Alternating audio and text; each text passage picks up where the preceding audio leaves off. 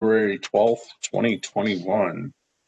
Where's the time gone? But we've got a number of invited guests tonight, so we're going to jump right into that, and hopefully I can fix my camera while we talk. So, we typically go with our guests first, which is down in the discussion items. So we'll kind of jump down, hit those two items, and then back up to our normal agenda, Jeff. So we typically do things. So we want to talk about the excavating on the silt and the lakes near lots 513 and 874. So we've got Sue Pine plus a couple members. And I think Sue is here more for support and answering questions than anything else. So she didn't intend to present. Correct. Ask me a question. And very good. All right, Dwayne, did you want to kind of to present what it is you would like to have done in that cove that's outside of your house? Well, we have an opportunity for the hills to get in there and have really some deep access to get cleaned out. It's going to wreck, the yard and everything around there, but it's a timely time to do that because we're going to be doing quite a bit of excavation work ourselves anyway to put in and replace some retaining walls and to put a foundation in for an addition and several other things. And really, this is kind of a one-shot deal. If you don't get in there now, I don't know how you're going to ever get in there. The access is nice and flat right there. And I own several lots that we've been staging some of the dirt in the past to pull some of that dirt out and let it, dry out and so forth. So I'm just extending an invitation to do that. I don't know how that could be accessed. You've seen the pictures and so forth of how bad it has been and where it still is bad. It's really kind of beyond our immediate area, but we are seeing a lot of boats get stuck out there. We're seeing some damages happening to some props, and that pipe that the maintenance has for piping the water up to the golf course is getting further and further out into the lake because they're just trying to avoid the washout from the road. It's filled up that cove. It just needs to be addressed. Okay. Right now we've had Rick begin to get some quotes on what it would take as we look at this, and the first quote we got, which was from, is it Tom Spawn, which is who Mr. Williams had used to have another part of that for a little bit further inland dredged, and that was he wants to do time and materials basically, and said it'll end up running between $40,000 and $60,000. There's a gentleman that we use a little bit more often, Jim Downer. Yeah, Downer. and he's supposed to be meeting with Rick, if not late this week, then early next week. He was pretty busy, but he committed to coming out and taking a look at it as well. So it's a pricey proposition. I will confirm that is where the irrigation line runs for the water line runs for the golf course irrigation system. And to my understanding, that has been hit by a couple of boat props because it's sitting pretty high up right now. So the where the pump is. Yes. Okay. What other guests we have? Bill? Is it Bill McLaughlin?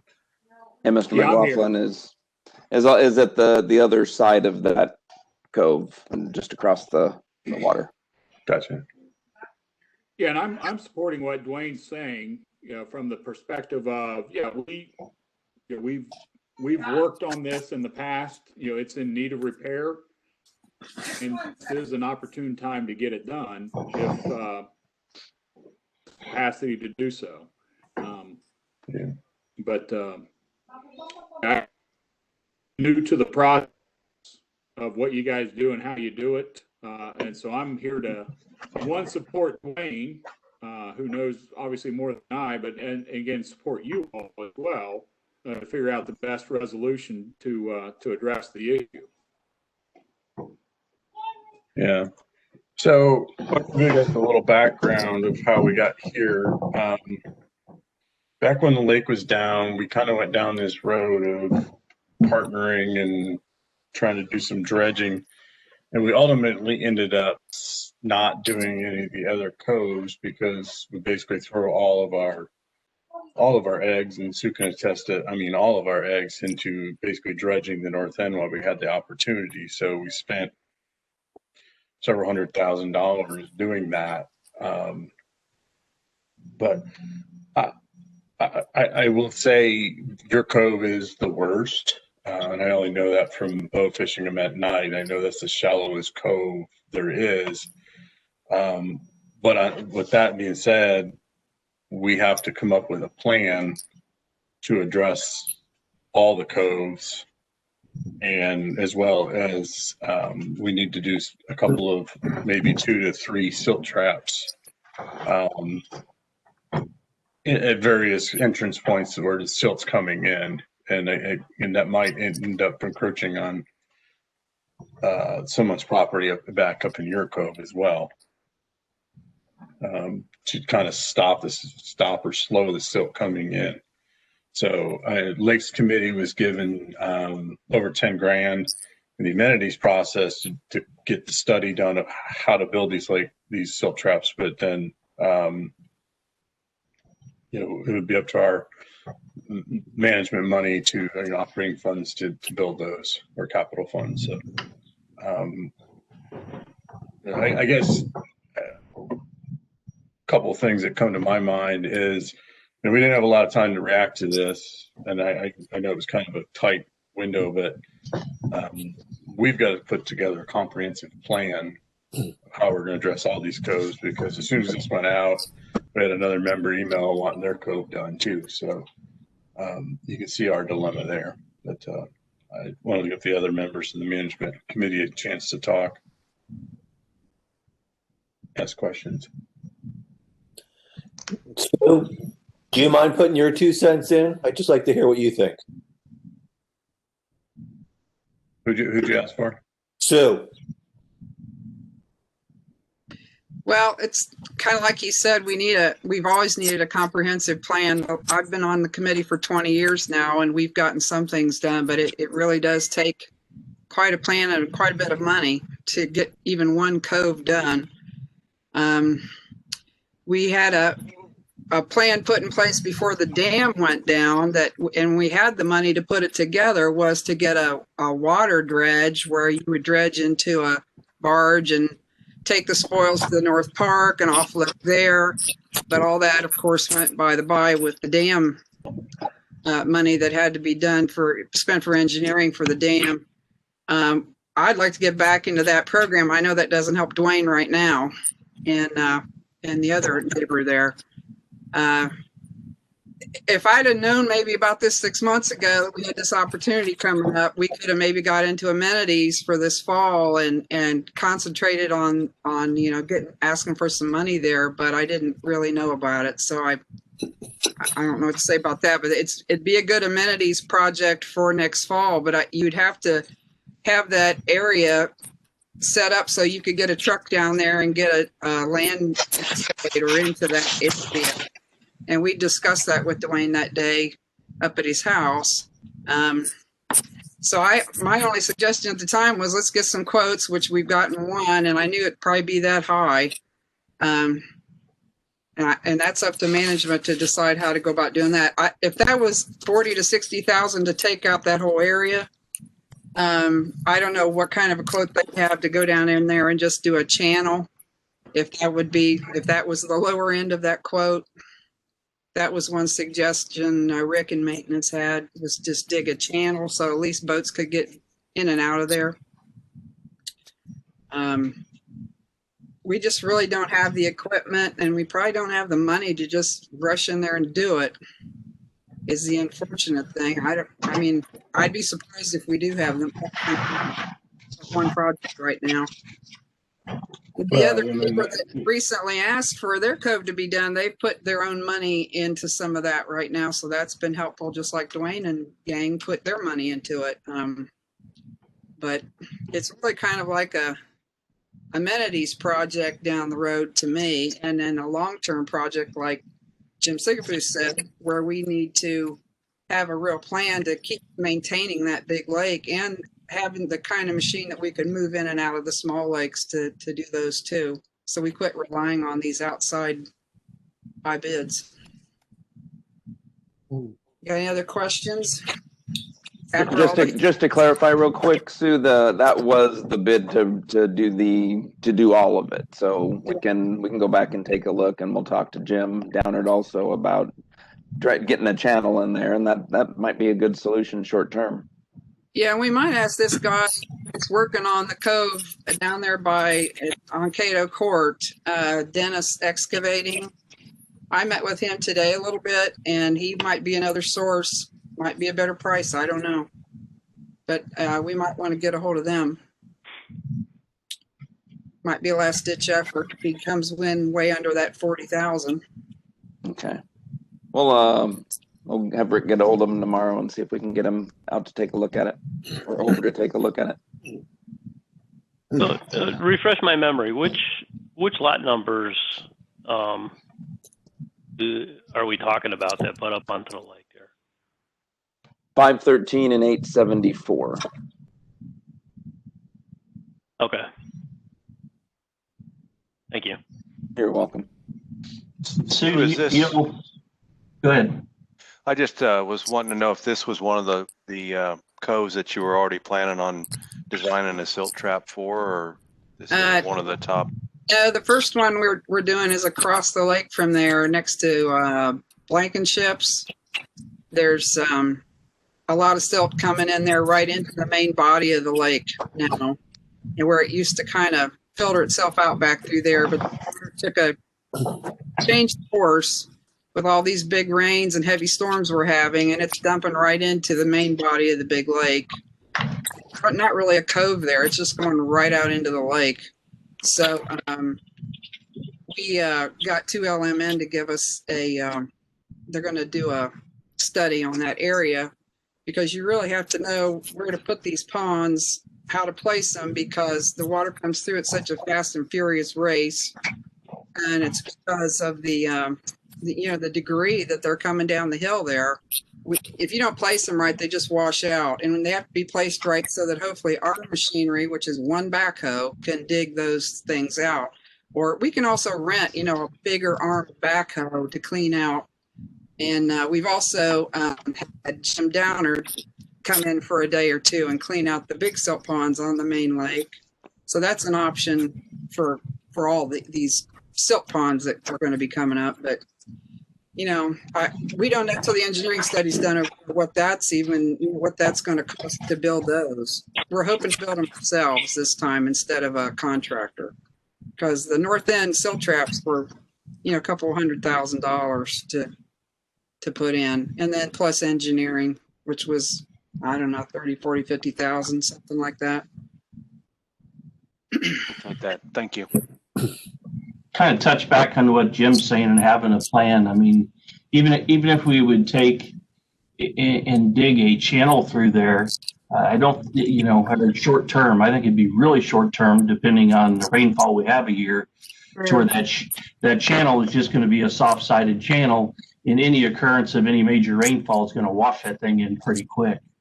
We've talked about this many times, Sue, and why we've looked at these retention ponds and things to hold that silt back. I think we got to do a study and agree with, stepping back and looking at the long term, because anything we do now is going to be short term until we start working on a plan to keep the silt and the dirt from entering the lake in the first place, or at least getting it down.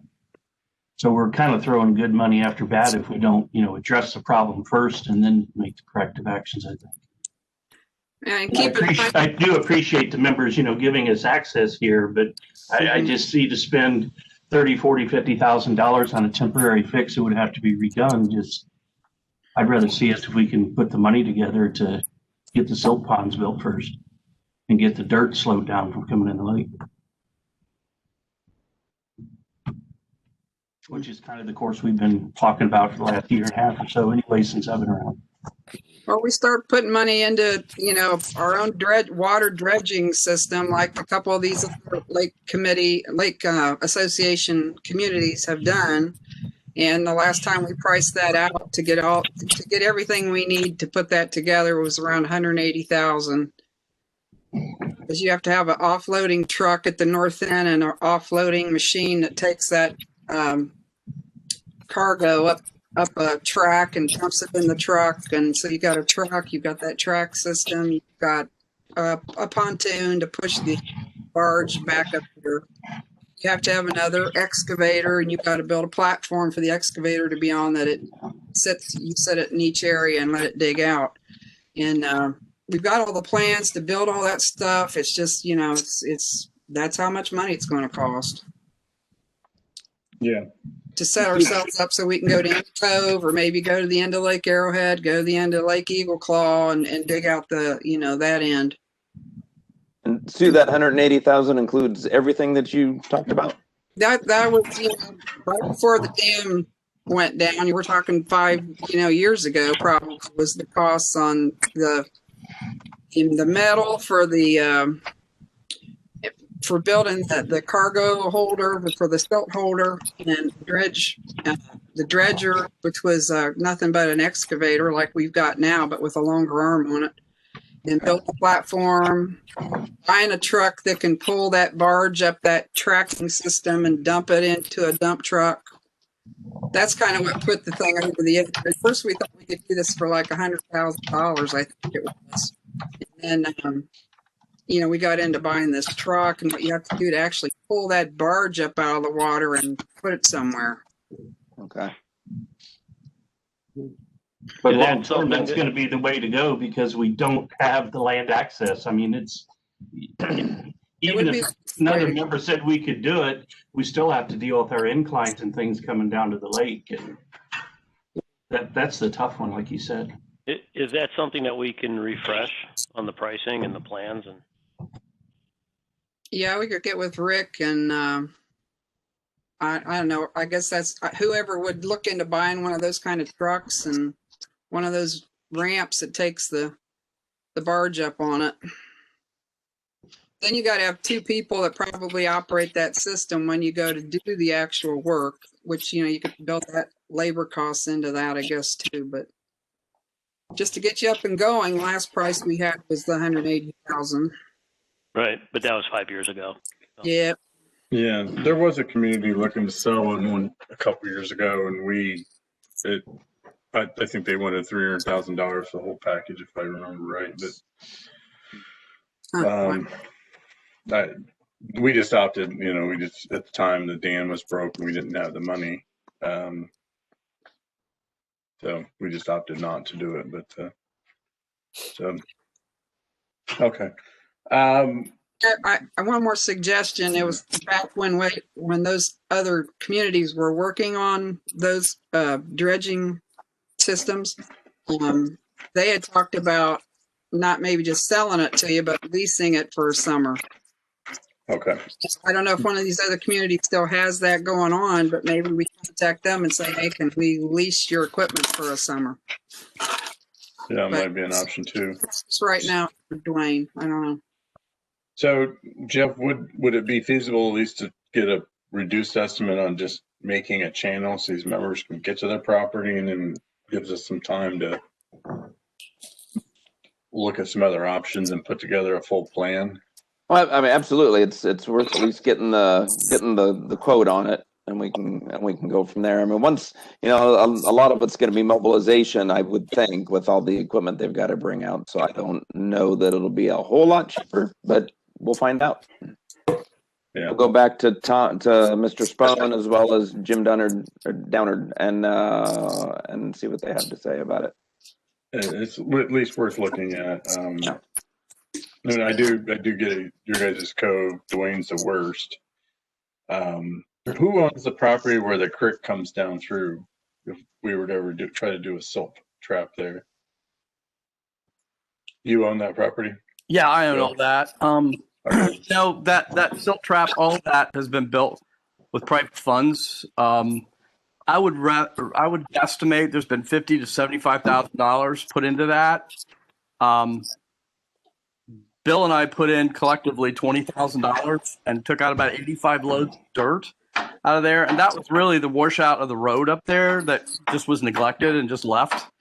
And so where we want to get it dug out is not just for our benefit; it's for everybody else's. It's beyond our docks, and so we're just offering the cooperation. But I wouldn't think more than $20,000 would get the worst of that out of there. I mean, the biggest problem I see is the pipe that's coming up to the golf course that really is causing a liability for all the boats out there that are getting their props damaged. So I think that needs to be addressed pretty quickly. Yeah. The pipe needs marked with buoys or something. There's just nothing on that. Can't sprawl so far out into the lake, though. I mean, it's ridiculous. You're going to be marked all over the place. In the cove, anyway. In the cove back like towards your house, at least should be marked there where boats are sidling up to. Middle of the lake now. Yeah, it is now. I still think it should be marked somehow. Okay. So, Jeff, you're going to see if it revised or what would take just to get that thing better buried. But I think long-term, by end of the year, we ought to target having a lakes plan put together that, we work with the lakes committee, the board, and the management comes together as far as, okay, here is the plan of how we're going to address these coves and silt traps, and then we can distribute that to the members for comment, and at least people know what to expect. I mean, I definitely sympathize with you guys, but we've got pretty limited capital funds to do these projects right at the moment. So, anything else anybody wants to point out or talk about? Well, one of the suggestions that I had, and again, I don't know whether this is feasible, whether there's an ability for me to loan the money and use that as a credit against my future assessment obligations in order to deal with this emergency matter. I haven't confirmed this with Dwayne and whether he'd be amenable to doing that, but that's, a thought in order to deal with, the Band-Aid that perhaps needs to be placed on this situation. I offer my cooperation any way we need it. But I'm just not willing to spend my personal money permanently again. It's just been too much money thrown at that. And people live on the golf courses aren't expected to throw money at the golf course. I don't know why people that live on the lake are expected to spend that kind of money just to have access to their homes. Yeah, I mean, I certainly understand that. It's just a limited funding type issue here. Is where we get kind of in a jam here. But I think the way the code is written is that a loan can't be taken out except by total membership approval, right? Or 80% or okay. So that would be with the dam loan still being paid. I don't know that you get membership to be amenable to that. No, I don't think people are going to want to have us take out a loan to do all the codes or even buy equipment. I mean, I think we'd have to use our capital fund, which is currently, sitting at $265,000. But I mean, out of that, we've got to address a possible package security building plus RFID gates plus lake maintenance out of that. So, well, I think that I would just say that, reacting in a case like that and going forward on something like that just causes us to be reactive on every other cove issue out there on the lake. And until we can get a maintenance plan in place for the lake that's sustainable and it covers the whole lake and even the other lakes, it's unfortunate, but I don't know what else we would really be able to do, because we need to be consistent across the board on how we maintain the lakes. I agree. Mm-hmm. All right. Any other comments by any other management committee or? Not at this time. Okay. All right. Let's move on to the fitness center business plan with Julie, Tom, and Joe. So I guess the reason, Joe, you and I had talked, and Julie, what were, you guys are welcome to stay on as long as you want, or you can drop off. But so Joe and Julie, what were, I guess the management committee's requesting is, as you guys kind of near the finish line here of getting your fitness center up and running, is, we want to see a management plan that kind of outlines like an operating plan, like how you're going to operate this thing on a day-to-day basis, including opening, closing it, security, cleaning, repairs and maintenance and stuff like that. What, how do you guys plan on addressing that so that when it kind of opens, it is kind of running smoothly? So, okay. I can assure you our maintenance guys are pretty good at fixing trucks. I don't know that they're so good at fixing treadmills. Yeah. You can probably send Elmer in there with a big hammer and a torch, but I don't think you're going to like the result. Did you guys get, and it doesn't address all those issues, but I think a while ago I had sent, we have a 3-year business plan. Did you guys get that? We did. It's more so, it was just an Excel formula about how you're going to raise enough money. Yeah, and what we anticipate our expenses to be, correct? Yeah. So kind of our plan, I mean, if you have any questions about that, I could go through that quickly. But to address the other things, our plan is that with our donations, so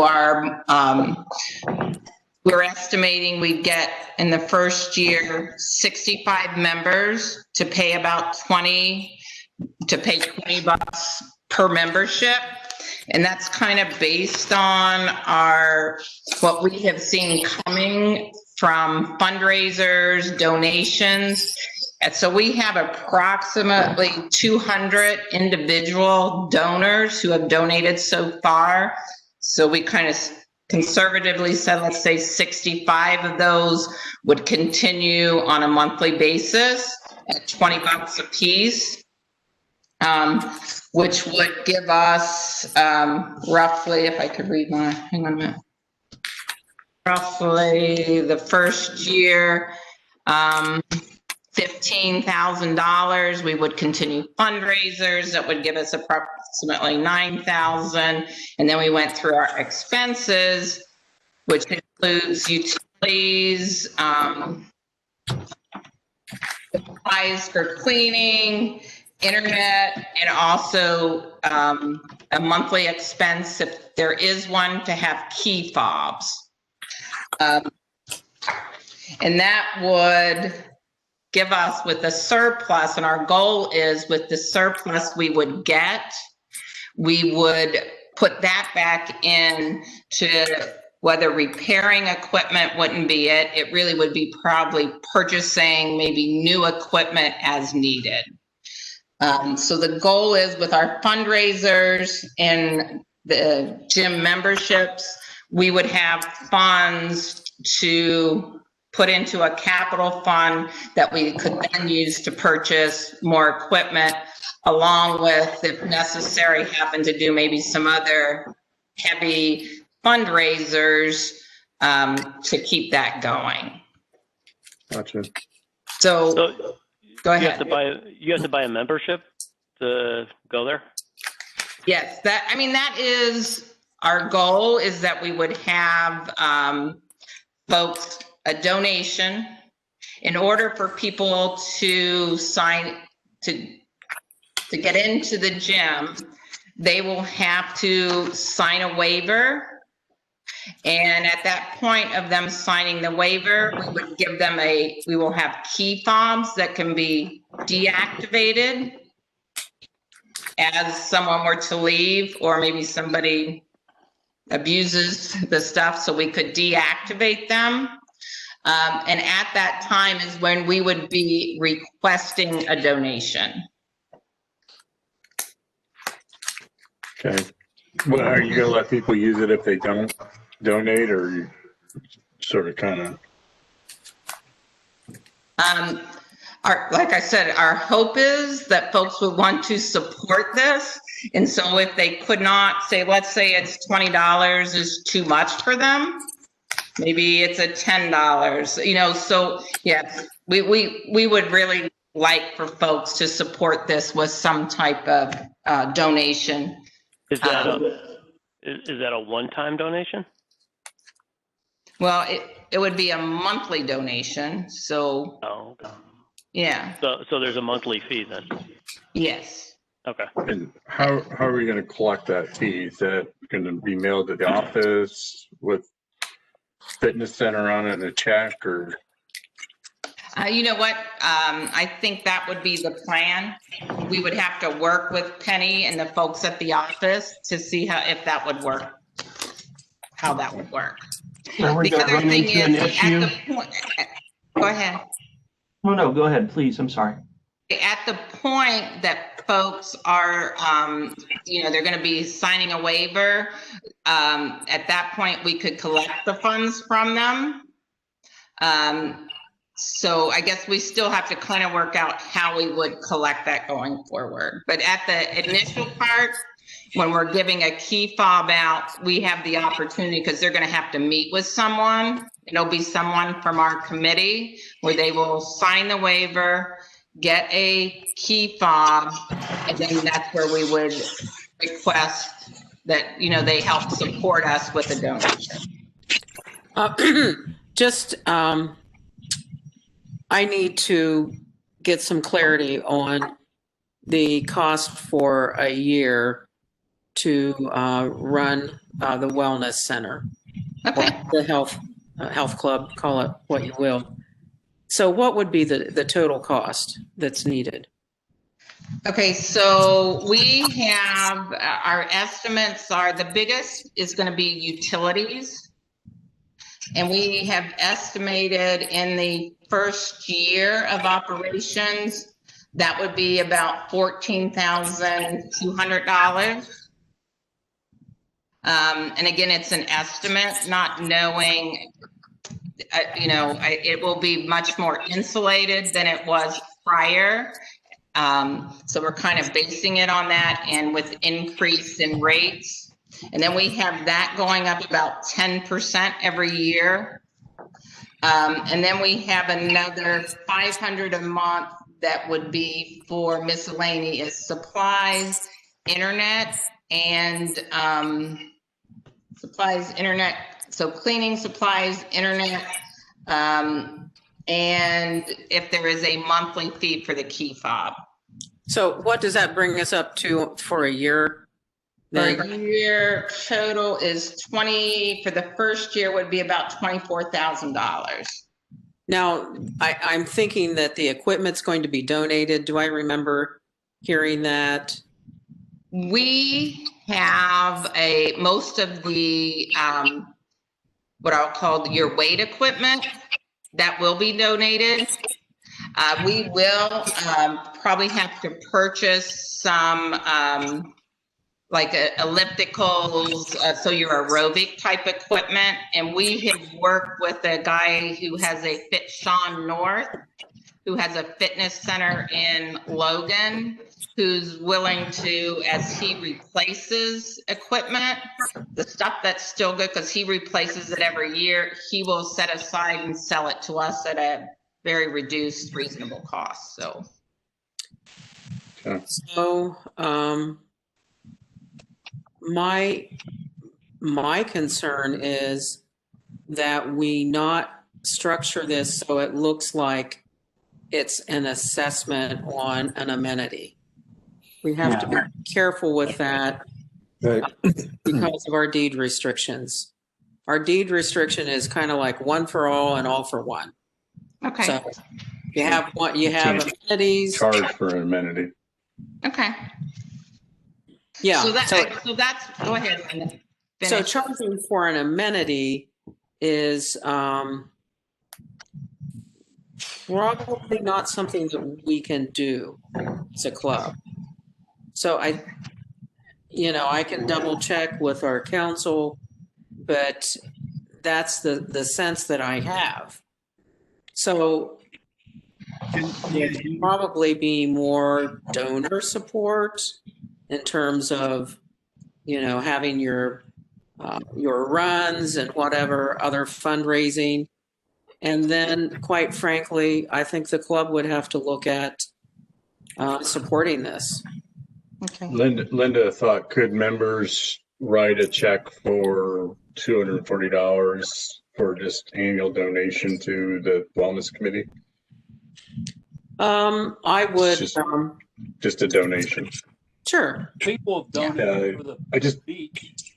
I mean, people make donations. Yeah. Right. Right. So Linda, if we made it more of not a requirement. I guess my point is, don't call it membership.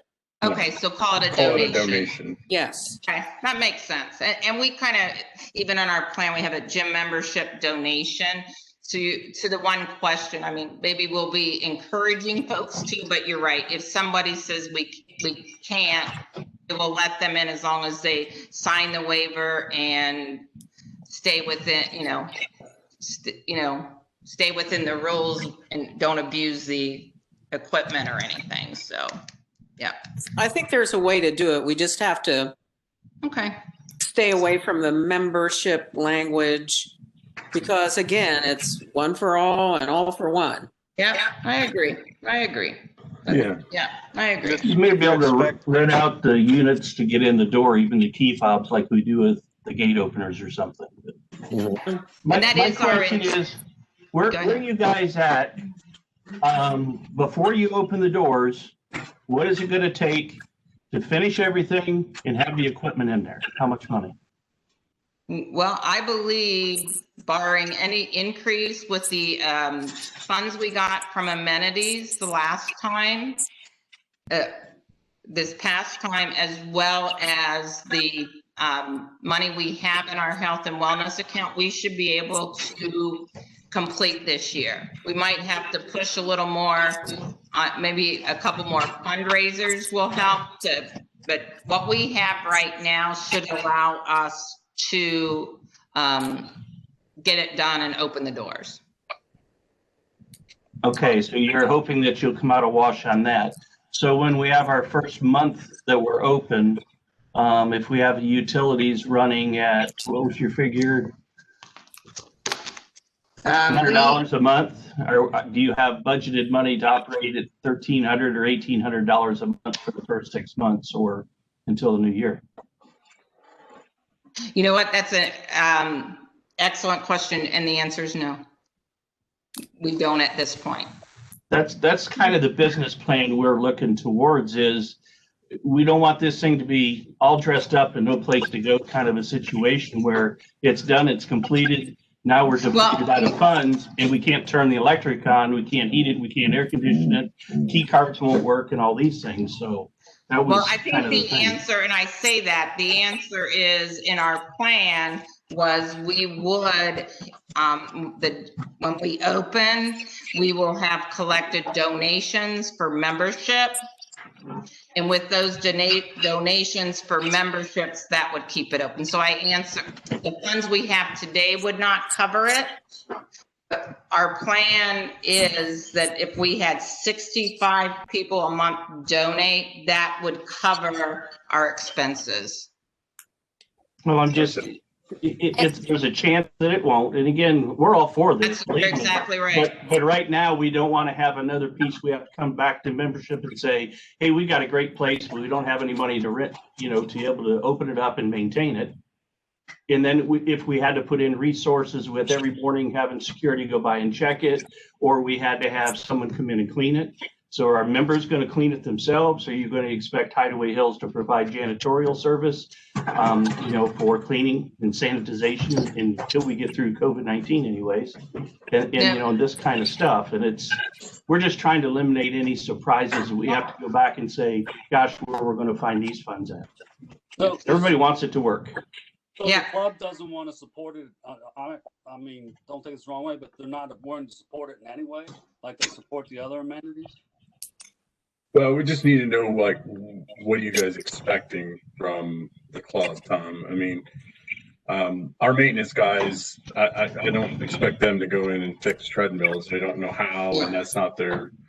We understand that. Yeah, I don't think they would have a problem going in and fixing a plumbing problem or something they're in their skill house, but we just worried about having another amenity open where,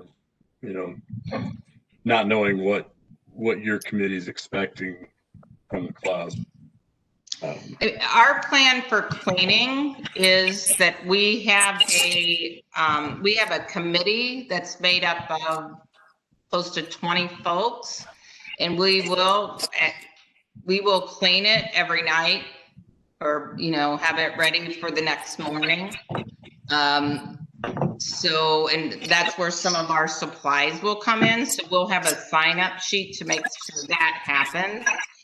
Down the line, we could have, somebody from the hills clean. That would be great. But our plan has been to really work to make this self-sufficient, so that through our fundraisers and donations, we can handle the monthly expenses that come up.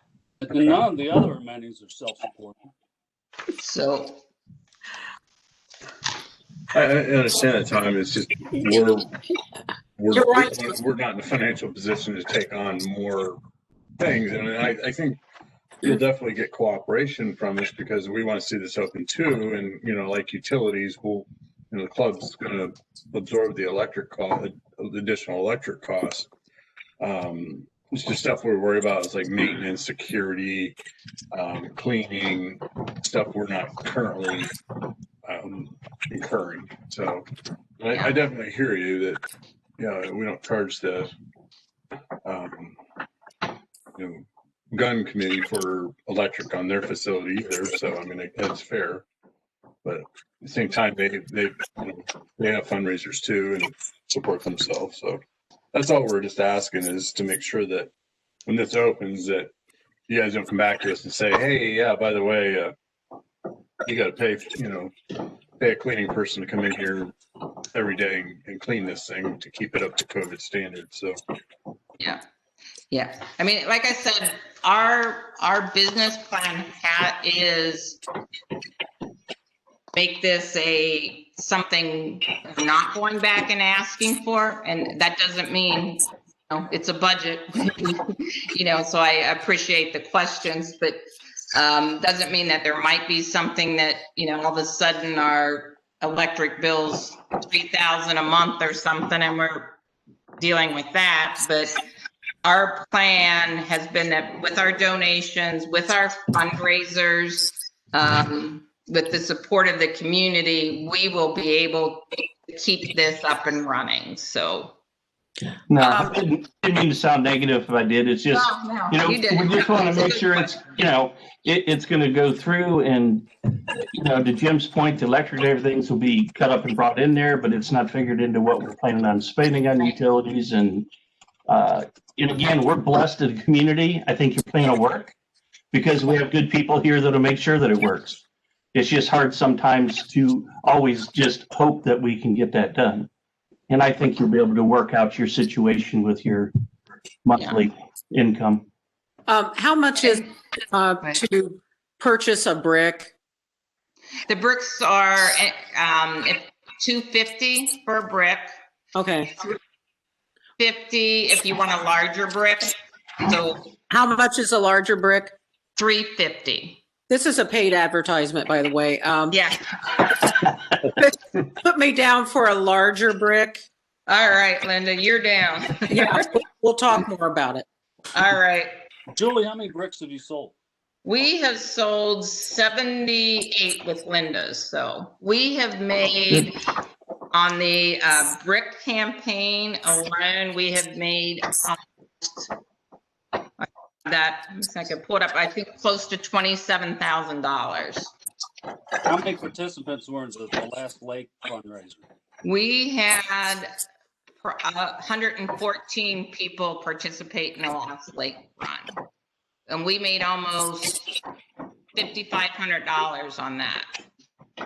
So there's a really huge, like, as you guys know, I don't have to tell you, but there's a big interest in folks getting this started. We had so many new people at the lake run, new members who were just really excited about getting this up and running. So. I think the support's there, and if you ask the realtors, when I moved in, that was one of the questions I asked. They had all these other amenities. What about a fitness center? Yeah. Well, we don't have that now, but I think a lot of people, look for that when they join. Yeah. Yeah. Yeah, and the expenses don't have the champagne that will be cracking open when we open the place. So I think I'll pay for that. I'll pick that up. So Yeah, I think our overall concern, Julie, and we appreciate you guys coming on. Joe's just sitting there because his audio doesn't work, but I wonder why you're sitting there quiet. I don't want this to be a rah-rah fitness center, and then a year from now, when it's kind of settled down, that it sort of becomes a drag, or well, we didn't think about that type thing. So that's why we're just asking some questions now. Worst case scenario, if it doesn't work, you've got a brand new building or a refurbished building that you didn't have before. Yeah. Yeah. Yeah. Yeah, like I said, anything like, I know I had sent the 3-year plan over. So if anybody, you look at that and something kind of like, did you think about this? Send it to us, because the more information and the more questions we have, the better the plan's going to be going forward. So. Yeah. What type of security fob system are you planning on using? Is that going to require internet? Yes, it will require internet. And we have in our plan that we'll have an internet down there. So I don't know if that's something we can, just so people, as they're working out, they can access internet and, do their own, maybe their own workout or listen to music or whatever. So our plan is that we would have internet down there. What about safety? Are you going to have an AED in there or anything like that? I don't know what an AED is. That's, yeah. Automatic electronic defibrillator, yeah. Oh, okay. So it would be a good idea. We definitely should. So yeah. Okay. And then I'm guessing it's going to be open 24/7, or how's all that going to work? Yeah, the plan is that it would be open 24/7. And again, the key fobs, the plan with the key fob would be, again, the request, so we'll make sure that people who have a key fob needed to sign a waiver. So it wouldn't be something that you should be passing off to other folks. And then, and with that, at any point we were to see any abuse or somebody were to leave, we can shut the key fob off immediately. So. Well, what happens if somebody doesn't donate? I think you gotta let them. I think that, go ahead. I would say you have to let them in. We can't. Yeah. Discussed before, that we aren't going to pay for any other amenities. That somebody can't do it or doesn't want to do it. Hopefully, we don't have that, but we may have somebody that's financially capable of doing it. But let them in. Yeah, as long as they sign the waiver, then yeah. But okay. If you sign a waiver, it's not like I could sign one and then hand my key fob to my husband who hasn't signed one. So anybody who's going to use it has to fill out and sign the waiver. Okay, thanks. Okay. Joe Williams wants everyone to know that Kurt Hoff, that's helping us with the Wi-Fi at the lodge, is going to help set up the internet and the security system, and maybe a camera feed to the front gate monitors. So, yeah, I was just going to suggest that while we're upgrading the internet with Spectrum, we might want to make sure they do a little survey on that too, if we can get them to, just to make sure if there's a need. Yeah, I doubt there's internet at that building. We'll probably just have to run it across the street. So.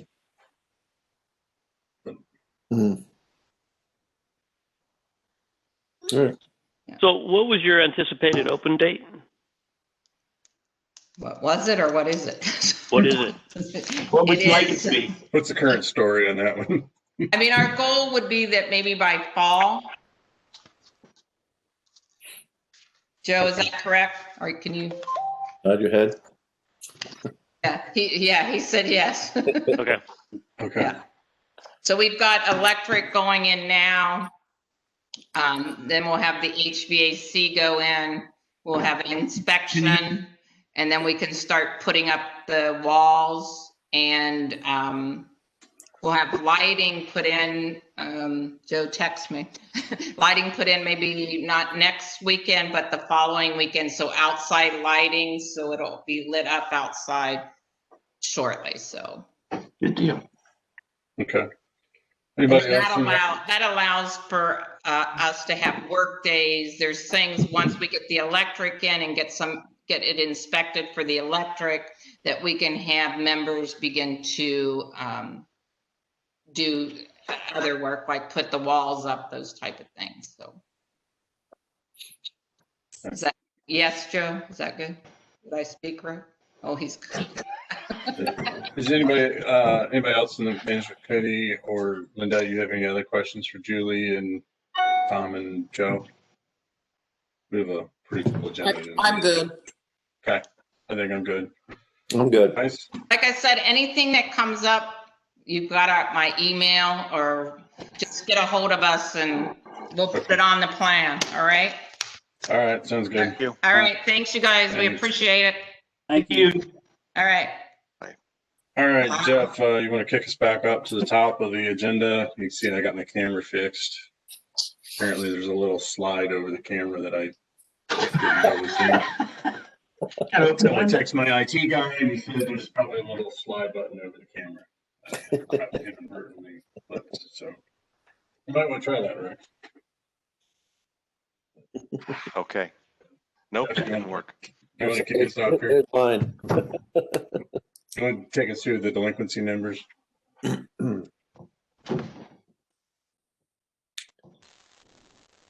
You're muted. You're muted. Thank you. I was trying to clear my throat and forgot about it. Delinquencies as of 11/16 were 24,420 on regular assessments, and then as of 12/15 of 2020 was 25,644. We'll update those numbers at the next management committee meeting, along with the road delinquencies, which as of 11/16 was at 2,400, and as of 12/15, 1,980. Our capital depreciation and dam allocations and expenses, the capital fund total, I believe, has not changed since last meeting, 265,322. The depreciation fund total is sitting at 231,624. The dam account total at 177,633. And then the dam special assessment account, I'm sorry, the breakout of that is the dam special assessment account. And I did not do math right here. I apologize. The 177,663 is a correct amount. And I know the dam special assessment account is correct. I'd have to go back to the dam repair checking to find out what that is. Gotcha. Okay. Roads accounts and expenses. Roads expense year to date for 2020 was at 124,176. Chip and seal account is sitting at 52,612. And then the chip and seal expense year to date for 2020 was 162,886. Okay. Package handling, actually mistyped here. 427 packages was 2 weeks ago. This last week was, bear with me, 605. Okay. So it's still staying pretty high. It is still staying pretty high. Are they still using the shipping container for storage, or are we out of that yet? Yes, they have now. They are still using it. Whether or not they need to continue using it, I don't know. I'll have to get down there and take a walk through with Randall. But I know just even leaving last night, Roger was getting packages out of the shipping container. Mm-hmm. Yeah, because at some point we'll need to get a plan to get that out of there and move it to wherever we're going to put it. Right. And that plan may require having a truck brought in to move it, to pick it up. Okay. Okay. So it's going to take a little bit, but I mean, it's kind of ugly as. Yeah, it is. It's just ugly. We'll just call it that. So needs a paint job for sure. We get it moved along, the better. But yeah, we need to figure out when we can wind down and not be using that. Okay. Okay. Very good. Expenditures. Let me get to. All right, so first is the Fairway mower quotes. We'd gone over this. I want to say my very first management committee meeting, second week of December, and prices were high, are high.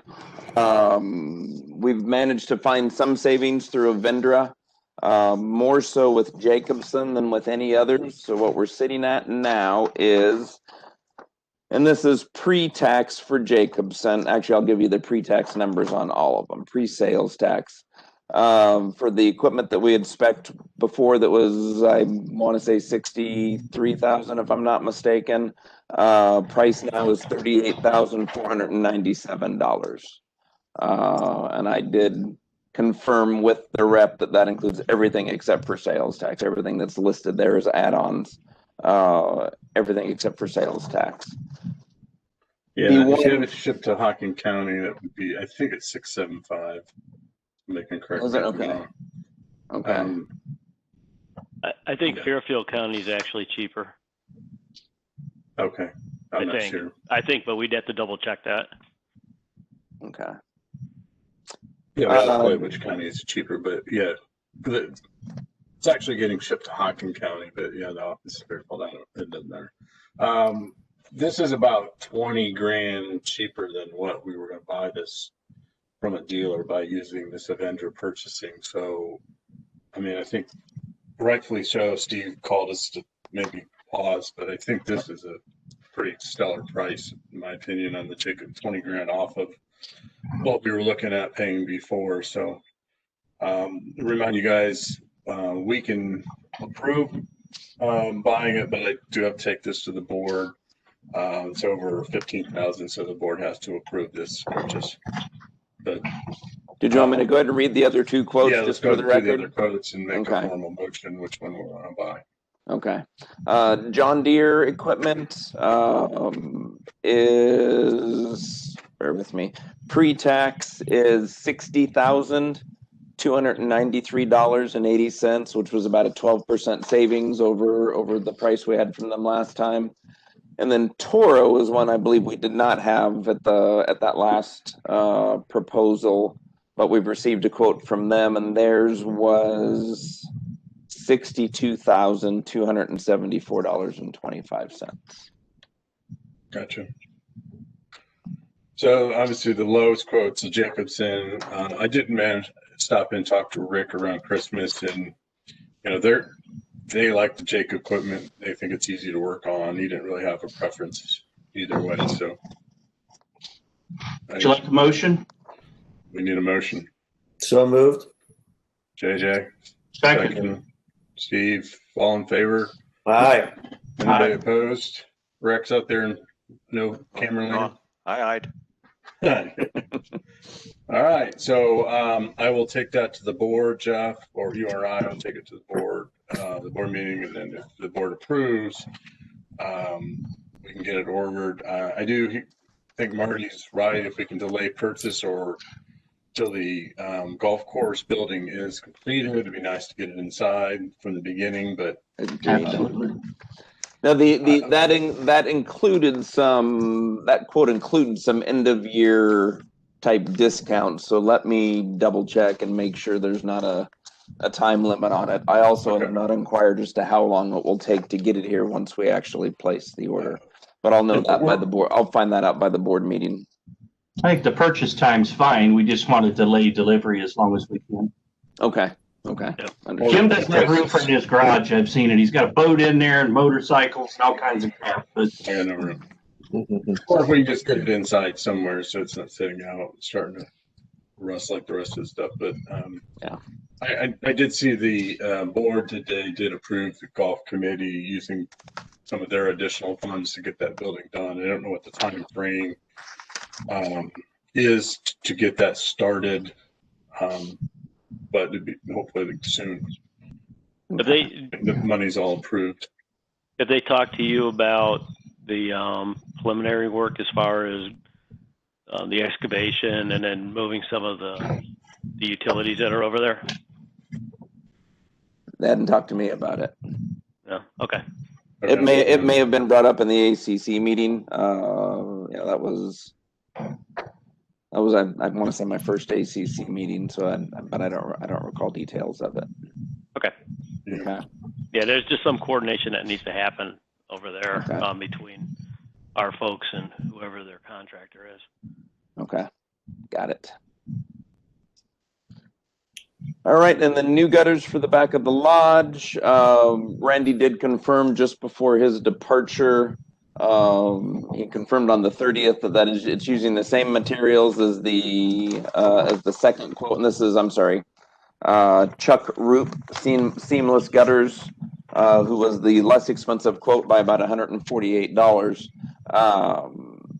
There really wasn't a scope outlined as far as materials to be used in that type of thing, but he will use the same materials that we were quoted by Professional Gutter and Drain at $1,040. Chuck Roop seamless gutters would do it for $852. What about the roof? We haven't gotten anybody out to look at the roof yet. Okay, so do we want to move forward with Chuck Roop's bid?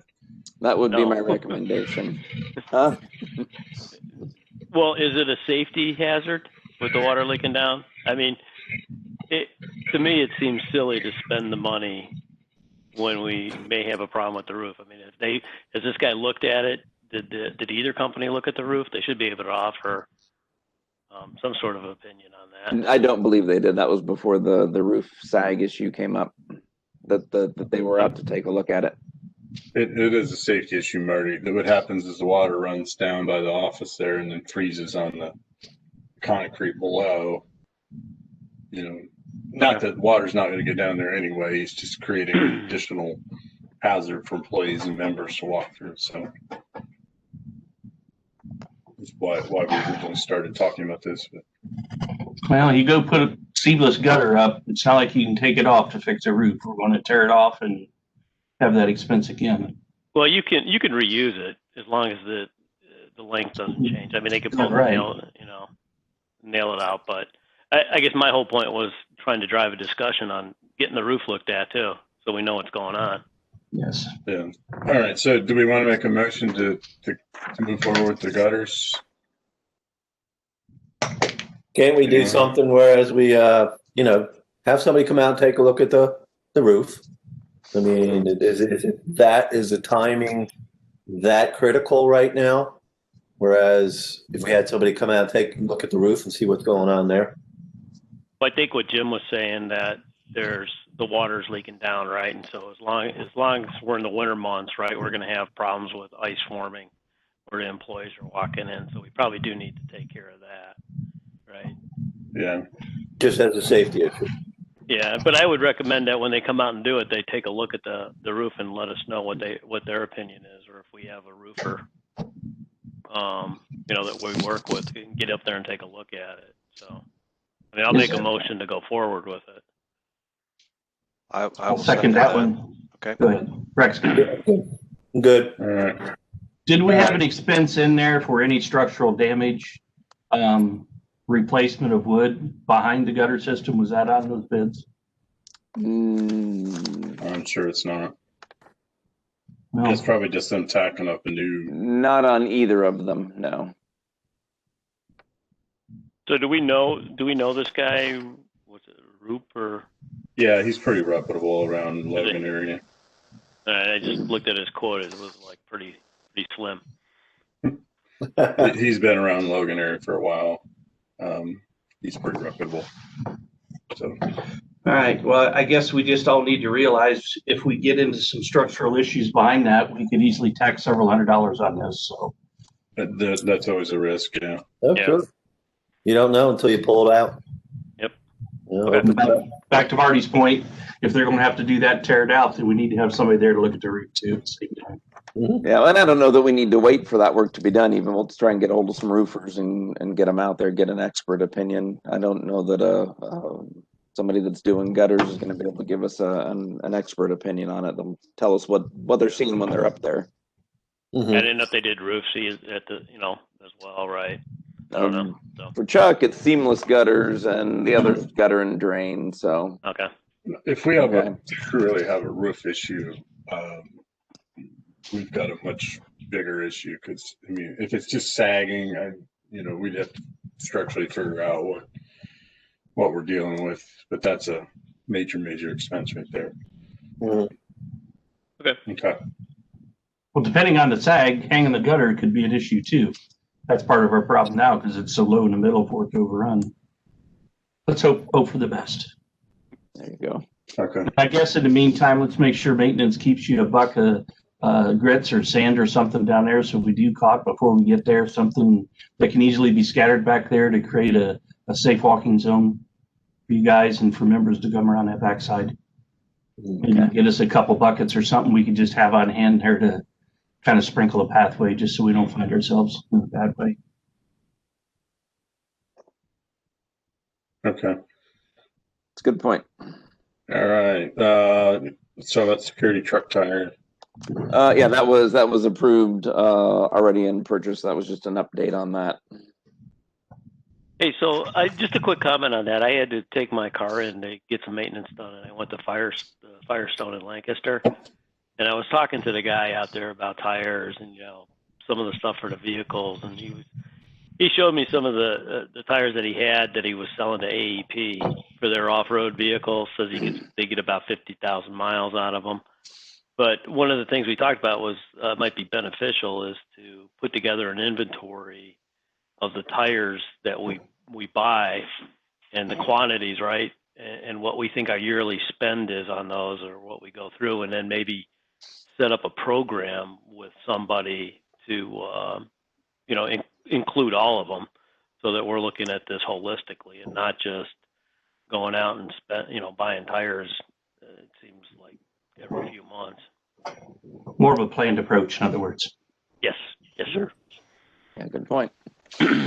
Okay, and I think I'd let all of you know, but again, just for the record, so a vendor, this purchasing program, we tried looking at tires through them, and that's not something that they do. You can get a Ford truck through them, but you can't get tires through them. So we went back to the old drawing board for tires this time around. Yeah, putting a plan together is good. That's one of the things I want to get with Rick on is preventative maintenance programs and that kind of thing. I think we're doing it kind of roughshod right now. I think we owe it to ourselves, not only for the golf course equipment, but also certainly for the many dollars in vehicles that we have to make sure that we're keeping great records. Mm-hmm. For liability purposes, if there was to be an issue, as well as for our own peace of mind. Okay.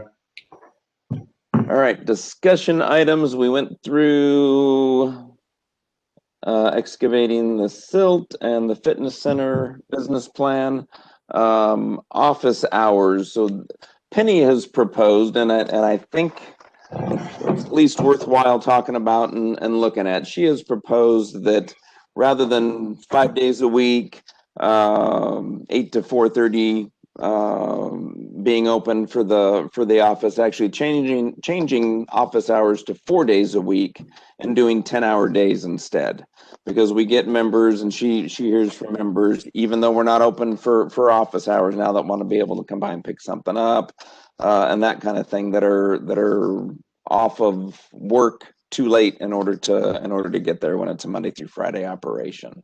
We looked at maybe doing 5 days a week and having them split, but that doesn't, they really both need to be there together so that phones can get answered and as well as productive work can be accomplished. How does this fit in with the discussion we've had of the possibility of adding a part-time employee? Well, funny you should ask that. What we had thought about doing is having that part-time employee cover Fridays for a short period of time at least. I would see a bigger need once they're up and running. I'm sorry. Go ahead, Steve. I said I would see a bigger need if we could have somebody at the office on a Saturday morning or something. And I don't know, that's a pretty big ask. I understand that, but when we have members that only get to enjoy the weekends down here right now, it would be nice to have them have office hours available to them also. Okay. Just as we're discussing this, yeah, and it's also help justify. I think that, we haven't recruited we haven't hired this part-time position yet until the budget's approved. So, and we can put down whatever 3 days a week that we want and hire to that. There's and you can still rotate a Saturday. You can still rotate a Friday or Saturday. The fact of them both having to be there during business hours is one thing, but later hours, we would not be conducting business doing the books. We would be there to answer the questions or to hand somebody a map or sell them a member directory or take their assessment payment or something like that. Right. So I think one person could handle that. And if you did rotate something like that every third week, that wouldn't be a huge burden maybe on the staff either. That's a good point. Just a thought. It's something we just haven't offered. Because at one point we were just half a days on Thursdays. Was that not correct?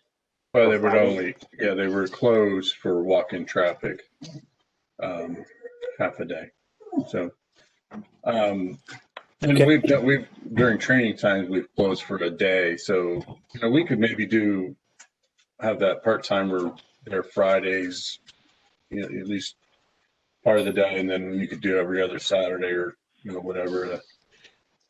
Just to have I definitely can't see presence. But I don't think we should close on a Friday because that's when our part-time members get to come down here and enjoy it. And if they can get off early and travel down here mid-afternoon, not having that office open on a Friday is maybe not a good idea either. Under our labor laws in Ohio, can we do the 10 hours without doing overtime? That was always a problem in New Jersey.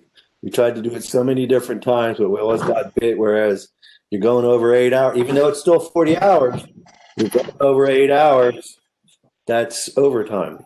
I don't know the labor law here or not. Correct me if I'm wrong. I think Ohio, if I remember it correctly, they look at the total hours in a given week, in a pay week, not daily hours. Okay. Okay. Linda's nodding her head. So.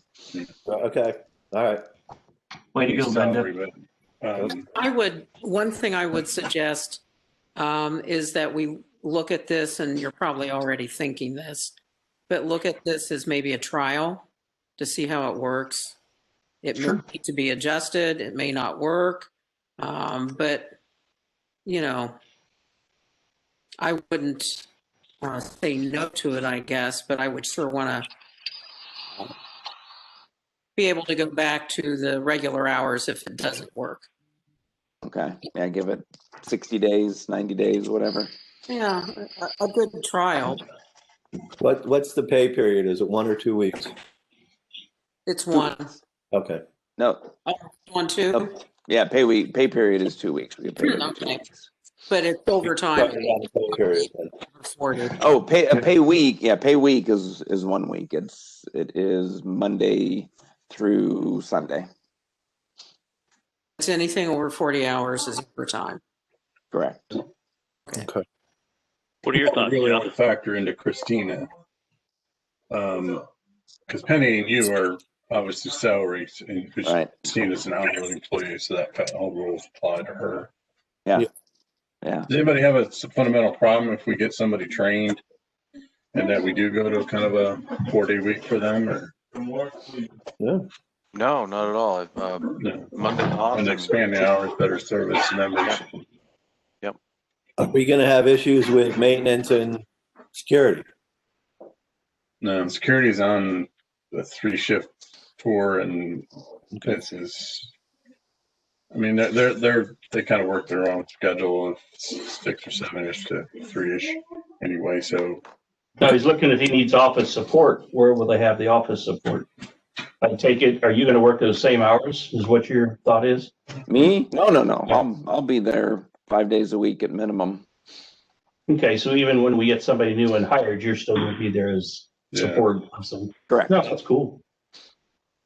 It's more so a good way to expand the hours without having to expand too much payroll. Yeah, and I do think it's a good idea, Marty. I think you were asking me if what I thought about it. I agree with Steve about on Fridays. The discussion that we had, actually, that I had with Penny and Christina is that once we get this new person up to speed, if this is approved even for a trial period, once we get this new person up to speed where they can handle, they don't need to do accounting work on Fridays necessarily, but they certainly should be able to sell a directory, hand out whatever needs to be done, get people the proper forms, and provide information. That would really be the time to pull the trigger on it. Saturdays, frankly, I had not thought about, so it's a good point, and I think it's worth at least taking a look at, and as we start to recruit for this new position, assuming it's approved, make that part of the deal. It's going to be pick one weekday and then Friday, Saturday, and then Friday and Saturday. Maybe it's a Thursday, Friday, Saturday position. What about having it, and I don't want to throw a monkey wrench into it, but as Steve was saying, there's a lot of weekenders come down here on Friday. So is there any issue with it being Tuesday through Friday as opposed to Monday through Thursday? There was, for the life of me, and I thought about that earlier, I cannot remember what the issue was with Mondays. But it was an operational issue. Let me find out and I'll get back to everybody on it, and we can talk about it again. I'm not trying to, I'm just putting it out there. That's all. No, that was the same question I asked. But Penny brought up a very good point. I just don't recall what it was at the time. It may be holidays. That would be the thing. Whereas, how do you compensate somebody for a Monday holiday if they're off on Mondays? Yeah. You get paid for the Monday and you work another day that week. Well, you can. I'm just saying. And I think I want to say there was more to it than that, because that would have been an easy enough obstacle to overcome. But I'll find out. I'll get back to everybody on it. We can talk about it again at the next meeting. I mean, if it's just the workflow thing, we've always done this on Monday, then we might still be able to ask them to not do that on Monday if it's that. And if it's some particular thing, we have to do something on Monday, because that's the only day of the week somebody's open. Well, that would be different. Okay. Yeah, just feel them out. Yep, absolutely. No reason to think anybody's dictating to them. The 410s sounds like a good idea, but we've got to have that Friday afternoon, Saturday something there. Okay. I really think that's benefit to a lot of members. Half our membership just comes down on the weekends. Okay. Yeah, and it's going to be 3 to 4 months before we can even implement this, because if we get a part-timer hired, we got to get them trained up before we're comfortable kind of letting them loose a little bit. So could we start advertising? As soon as we approve the budget. Yep, as soon as the budget's approved. Wonderful. Carry on, leaders of the group, Jeff and Jay. Hopefully next Tuesday night we have an approved budget and we can move on with life. So, Jeff. The vendor agreement that we spoke of last couple of meetings is signed. We are active to the tune of $20-some-odd thousand savings on a Jacobson piece of equipment. Golf course chemicals, the turf chemicals, I've got it with Helena, Nutrien, and I don't remember the other chemical company's name, but they're getting quotes together for us for the same turf chemicals that we had originally spec'd. Hey, So do we we'll plan hopefully on? next meeting I'll have to report back, be able to report back on that. Everybody's showing at least some kind of a savings, though. Usually cut like a couple of grand on $14,000 worth of chemicals. Do we have something where we kind of have a forecast of savings for the year? I know that we're just kind of getting into it, right? But what I'm thinking is if we could show a forecast of savings for the year and show where we're at on it, right? And I think that would be a great thing to put up on the website somewhere, just so that the membership can see that, hey, we're being good stewards with your money. Look, we found a way to save cost, right? Yeah, that's a good point. This lawnmower is a great example, right? There's 20 grand right there. I don't know, Marty, that a forecast is realistic, only because there's a lot of things here that I've never purchased through a vendor before. Last gated community that I ran, the owner had too many wink wink nudge nudge deals with locals. He would not allow us to invoke a Vendra or Integra on this. Gotcha. But I think it's a good point as far as having the savings that we've achieved. We'll start off with 20 whatever thousand. Maybe that's good enough, right? Just to show what we saved. Yeah, at least to start. Once we have a year behind us, it'll be a little bit easier to forecast. Wi-Fi lodge and dining room proposal. Kurt has ordered the equipment. It was just over $700. $800 had been approved. So as soon as that comes in and it is back ordered, then he's going to work on getting it installed. Lodge updates. We did roll out a couple of entree salads as well as a side salad. And Jeannie tried soup this past weekend. Both sold okay, not great, but at least offered people some healthier options than pizza and Italian subs.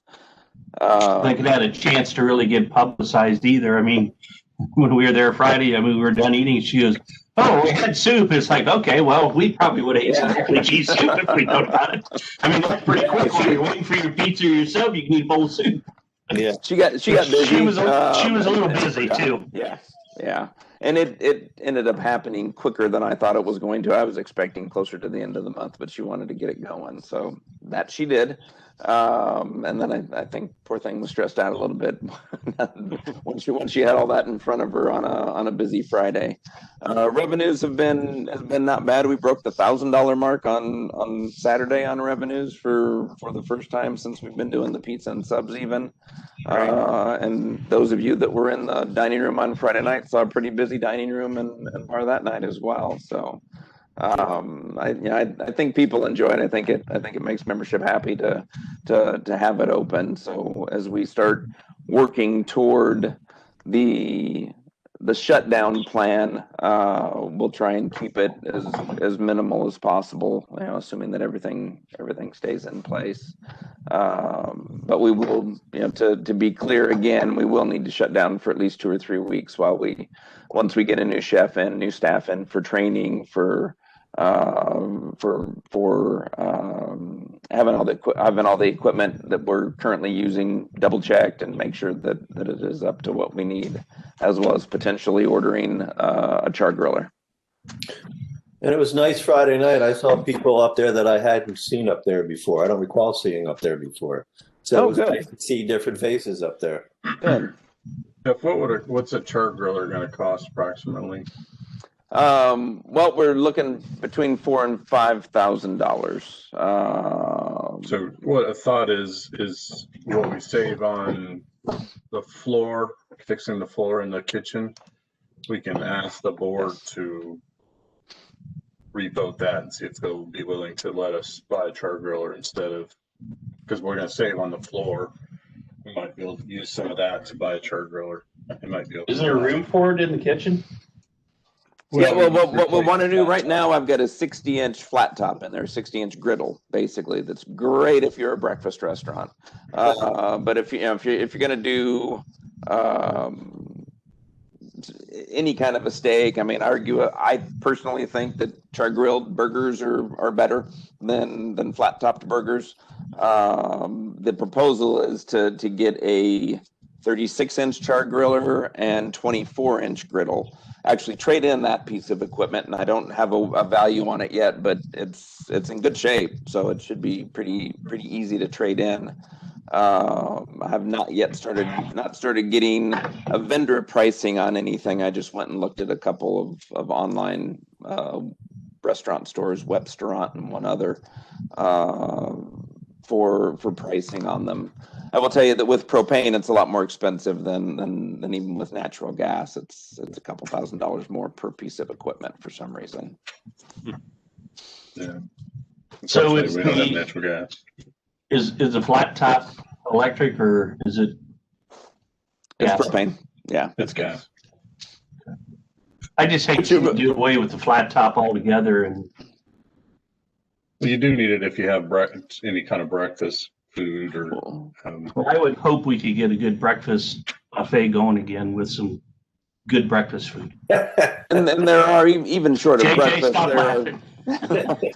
Even short of breakfast, there are some there are some dinner type foods that you'd want to cook on there if you want to do any sautéing at all, and you don't have the room on the 8-burner stove. That gives you a little bit extra room for that as well. So. Okay. I'm just checking. I just know that kitchen, the way it was arranged, it's full. It is. It is, but the good news is there's not too many steps between one side and the other on that. Well, that's for sure. You can get to both fryers, the flat top area as well as that stove. If you wanted to use the convection oven, you've got to take several more steps, but that doesn't need to be under the hood necessarily. So. Okay. Wonderful. Any other questions on Lodge? No. Nope. Good deal. Okay. Thanks, Jeff. And I will say, back to that real quick, I will say Jeannie and the guys that work there have done a great job on that kitchen floor. We've scraped the grout with looks like it was years of buildup. Scraped the grout in there tonight, wrapping up, sealing the grout so that we don't have that gunk start to build up again anytime soon. Load limits. Okay, so member request for lot 369 at Nootka is requesting to be able to build and have concrete trucks and whatnot come in during the time where there's load limits. Talked to Rick about it. He feels like it could be done if absolutely necessary, if the committee wanted to go that way. But he doesn't like it. I mean, he doesn't like the idea that our load limit months are so short. There is a relatively direct shot from the maintenance gate in up Hideaway Hills Road up over to Nootka, but his concern is even if we were doing half loads and that kind of thing, that it'll cost a good bit of money to repair these roads if there was any damage done. So really wanted it's not much more than one lane, and it's not straight, it's curved. It's just not a good, it's not one of our better roads to have that traffic on. Rex, give us your expert again. It's already rutting in places, so I would agree with Rick. I don't want to slow this member up, but I just don't think that we can take the chance, and I don't think, and you can. There was a great idea about putting a bond up, but it could take a year for stuff to show up, or it could blow up all of a sudden. So I think we have to stick with our load limits. And to that point, I hate Rex, it, but there's several houses that people are wanting to build and request in the ACC, and if we allow this for one, we have to allow it for others. And it's one thing for Jeff to give the Lowe's truck permission to deliver Linda's new refrigerator, but that's one trip versus 10 trips for the concrete truck, which is drastically heavier and had a half load. So I think we're just setting a bad precedent. If we allow this. No, I agree. I get the members' issue, but anybody else feeling different or? It's unfortunate, but you know, the rules are there for a reason, and we bend for one, then you got to bend for all. And I feel bad for the guy, but you know, that's a rule. And it's not in the best interest of the club and all of its members having that road tore up. Okay. Yeah. All right. I just wanted to get it in front of the committee, put it on record, and we'll let him know that unfortunately we won't be able to do it if that is what I understand is the decision. Okay. Yes, sir. Yep. All right. I'm sorry. Go ahead. Egan Gate. I will say backstory on this gate. It hasn't been up that long. Rick could probably tell you when, but the members in that little court came to the management committee, and it's been within 5 years because I remember it, and basically said, "Hey, I'm paying for security, but I'm not getting it because I don't have a gate." And that was their, so we said, "Oh, you got a good point. They deserve the same security we do."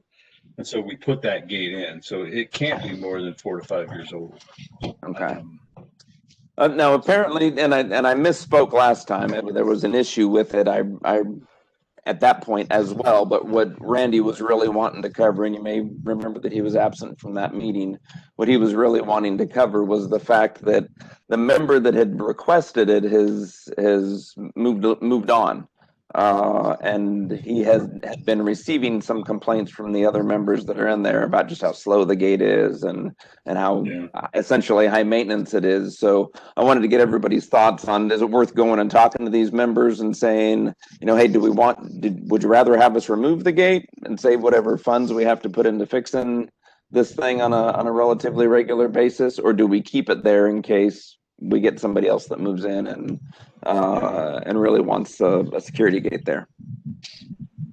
I don't have a problem if you want to reach out to the members and just get their opinion. You might get a split decision. I don't know. Okay. And the reality is, you could always just put it in the open position if they all don't want it and not remove it. That's a good point. That way, if it's sort of a touchy, you don't know how.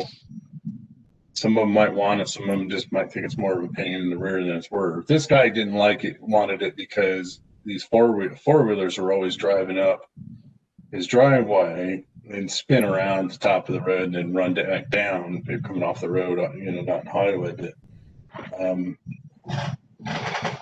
he just didn't want people running up through there and turning around all the time. So he had that and wanted that installed, but it doesn't hurt to ask the membership there what they want.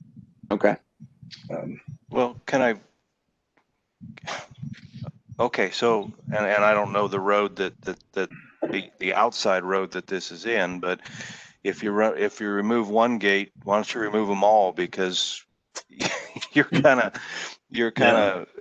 messing up the reason to have gates by taking one this out. doesn't access anything but their court, Rex. So if you come out of Hideaway and go left, just before you get to Sheets Run Road, there's a little court there, and it only it's just a little court that only accesses these 4 or 5 houses, and they never. So it's not opening the rest of us. It's not opening the rest of us. It's just an isolated little out section of Hideaway.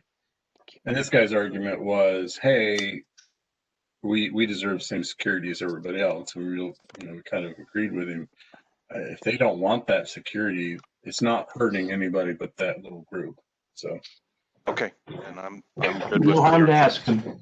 Yep, I'd get their opinion, and then we can go accordingly. Okay, very good. All right. You got nothing else to do, Jeff? Why don't you check into that? What the heck, right? When you have nothing else to do, why don't you check into that? All right, the moment we've all been waiting for, budget review. All right, so everybody's got the updated version I sent earlier, correct? Yeah. Yep. Earlier today? Okay. So, guys, and Linda, the way we'll do this is Jeff put this budget together. I really appreciate him taking it this year and owning it. We will obviously save the proposed pay increases till executive session. We can't talk about people's wages in public forum, but I'll let Jeff present this budget. We need to approve this tonight. I know we've had it for a couple days, but it does need to go to the, and we can approve some change with some changes, but it does need to go to the board for final approval before we can start the pay raises, add the positions, and do whatever we need to do. So Jeff will probably, I'll probably have Jeff present this at the board meeting next Tuesday night. But take it away, Jeff. Okay, all right, very good. So we've got a balanced budget, and the format is I used a different format than had been used previously, only because this is something that I was familiar with, and given the short time frame to do it. Whereas budgeting is usually a year long process for me. It's just something we do some of every single month, as we're seeing trends and whatnot. With the just couple of weeks to get it done, we went with a completely different form. So I've made this work. It's a form I've used before, document I've used before, made it work for our purposes. You've got 4 tabs. You've got the overall P&L, or the consolidated, if you will, an explanation page, an explanation tab, revenue tab, so that if revenues are adjusted, I'm not doing it on that P&L page. It can be done just on this revenue tab standalone that'll feed into the P&L page. And then the employees page, which versus just kind of a bulk payroll that I saw from previous years, this addresses it line by line, employee by employee per department, and you can see what each employee is actually costing every year on the raw payroll side of things. As well, on the employees page, raises are calculated in there at the bottom of every section of cells by department, and that is it's just a 48 based on a 40-hour week from week 1 to week 52, and the total wage per hour that is increasing throughout the year. So, for the department, I should say. Okay.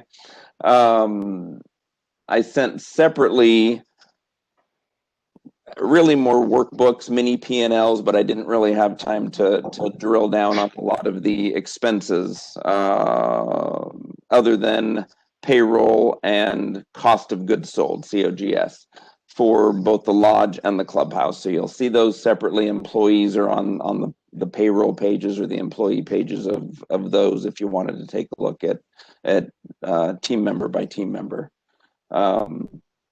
Overall, looking at using the, I'm going to go to the revenue page first. It's where it all begins. We're using the 20407 monthly assessment with the total number of lots in the full assessment that came out of our database. Are you going to be able to pull these up so we can follow along with you? I don't know how to screen share. I can. Well, tell me how to do it. If I know for sure which one this is, I'd like to be able to see it while you're talking about it. Do you have it? Did you get it? He sent it now. Yeah, I've got them all here, but I'm sitting here with several of them, and I just want to know which one he's talking about. You want the one that says Ha Club Consolidated. Thank you. Sorry. Oh, yeah, I'm sorry. I just want to double check where it's at. I'm good now. Okay. So Rex was nice enough I'm sorry, Marty was nice enough to share that screenshot. Just be careful, we don't at the employees tab. Oh yeah, good point. Good point. Okay. So we'll just stay off of that completely.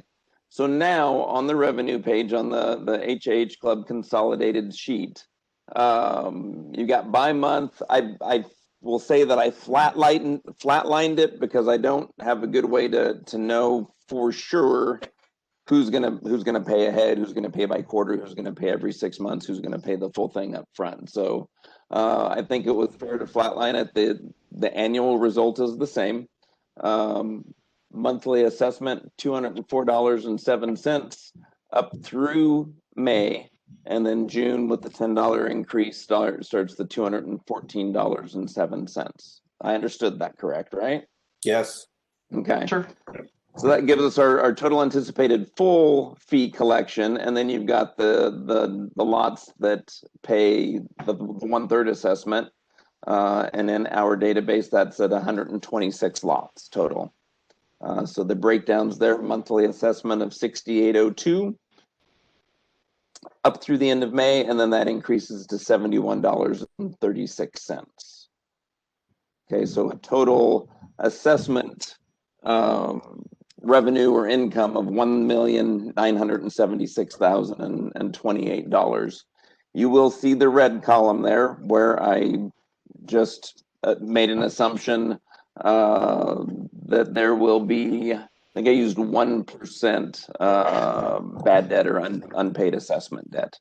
I believe that's high, but I don't want to. Last thing we want to do is get caught unawares and be over on that. So any concerns about any of those numbers, including the unpaid assessment? No, it's good. Okay. Next down, starting at column 25, is going to be the anticipated new member fee collections by month. Total there per new member is $5,297.68, and anticipating 49 total for the month. I believe there were 63. It might have been higher than that even. Or I'm sorry, 49 total for the year. I believe there were 63, if I'm not mistaken. It might have been slightly higher for this year. Yeah, but I definitely keep that number on the conservative side. I always did that because you cannot sit here and predict how many new members we're going to have. So I always try to budget that conservative. If it comes in better, okay. Great, but and what I did was I took the 3 years and 18, 19, and 20, averaged those, and then went back and just bumped it up a little bit from the average. There was some low years, and then certainly an extremely high year. Yeah. Okay. And then the chip and seal assessment,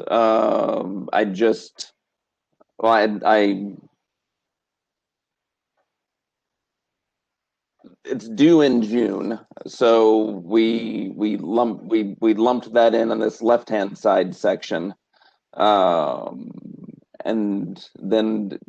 did anticipate there, because that's a much smaller number than 1.9 million.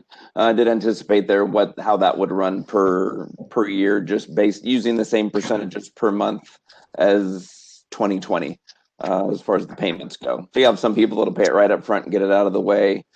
Some that'll wait till February, a whole bunch that'll wait until March, which is what happened last year, and then spread out through the rest of the year. For essentially the same total as 2020, $157,800 worth of road assessment and chip and seal assessment income. Mm-hmm. Good so far? Yep, we're good. Okay, so let's go over to the P&L page.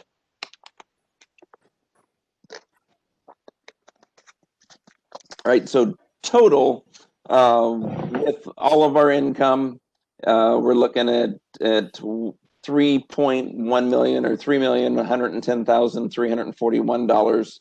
That is based on, that is as compared with 2020's income, which was $2,950,655. Excuse me a minute. Yes, sir. JJ, is there any chance you could make this bigger? Can I make it? I mean, just since it's it's going to be publicized for everybody to see. I got to reopen. I have to reopen it. I have to reopen it. Once I hit that editing button, it looks like it whacked out the formulas in there. If it's a big deal, let's not do it. I just thought maybe you could. No, it's not a big deal. Hold on a second. I would just like the membership to be able to see it if we can. For reference, Jeff, through November, we had like 78 new members in 2021, but that was definitely a high water mark. Or it was not high water mark, but that's definitely high number from what we previously had. Okay. Tell me when you can. Tell me when you can see it. Okay, Steve. I think that's fair. You don't have to go too much more. I'd try to keep maybe the year in there, and then we can slide over to his totals. Okay, so numbers across the top is just the percentage of revenue per month. And then as you're going down, you've got all the general ledger codes. Very bottom of that first section, just above revenue total is the SOS pledge fund. That is in there for no other reason than to have the comparison. And actually, I think I left a comparison in there from 2018, so I'll get that out. As that wasn't then, but it was $36,000 in 2020, and that's the SOS fund is not an item anymore. We do have both clubhouse revenue as well as and clubhouse gift card sales, as well as restaurant or lodge gift card sales and revenues. Note that I'm not budgeting in gratuity income because it's not really income. So there's no reason to inflate the numbers in my mind, and it's nothing but an in and an out. So you'll see zeros for both clubhouse as well as lodge gratuity incomes on the revenue side as well as on the expense side. Okay. Again, left them in for comparison purpose because it does kind of artificially inflate the revenues year to year compared to the way we're doing it this year. If you go over, okay, so yeah, you're right where I want you to be. You've got your totals in column Q, and then R's just blank. S is actually comparisons between previous year and what is budgeted. So this is where we were at as of, I think I updated these on Friday for 2020, and then how it looks for this year. So we're looking to be $265,000 more in assessments, $115,000 less in new member fees, and just go down that row per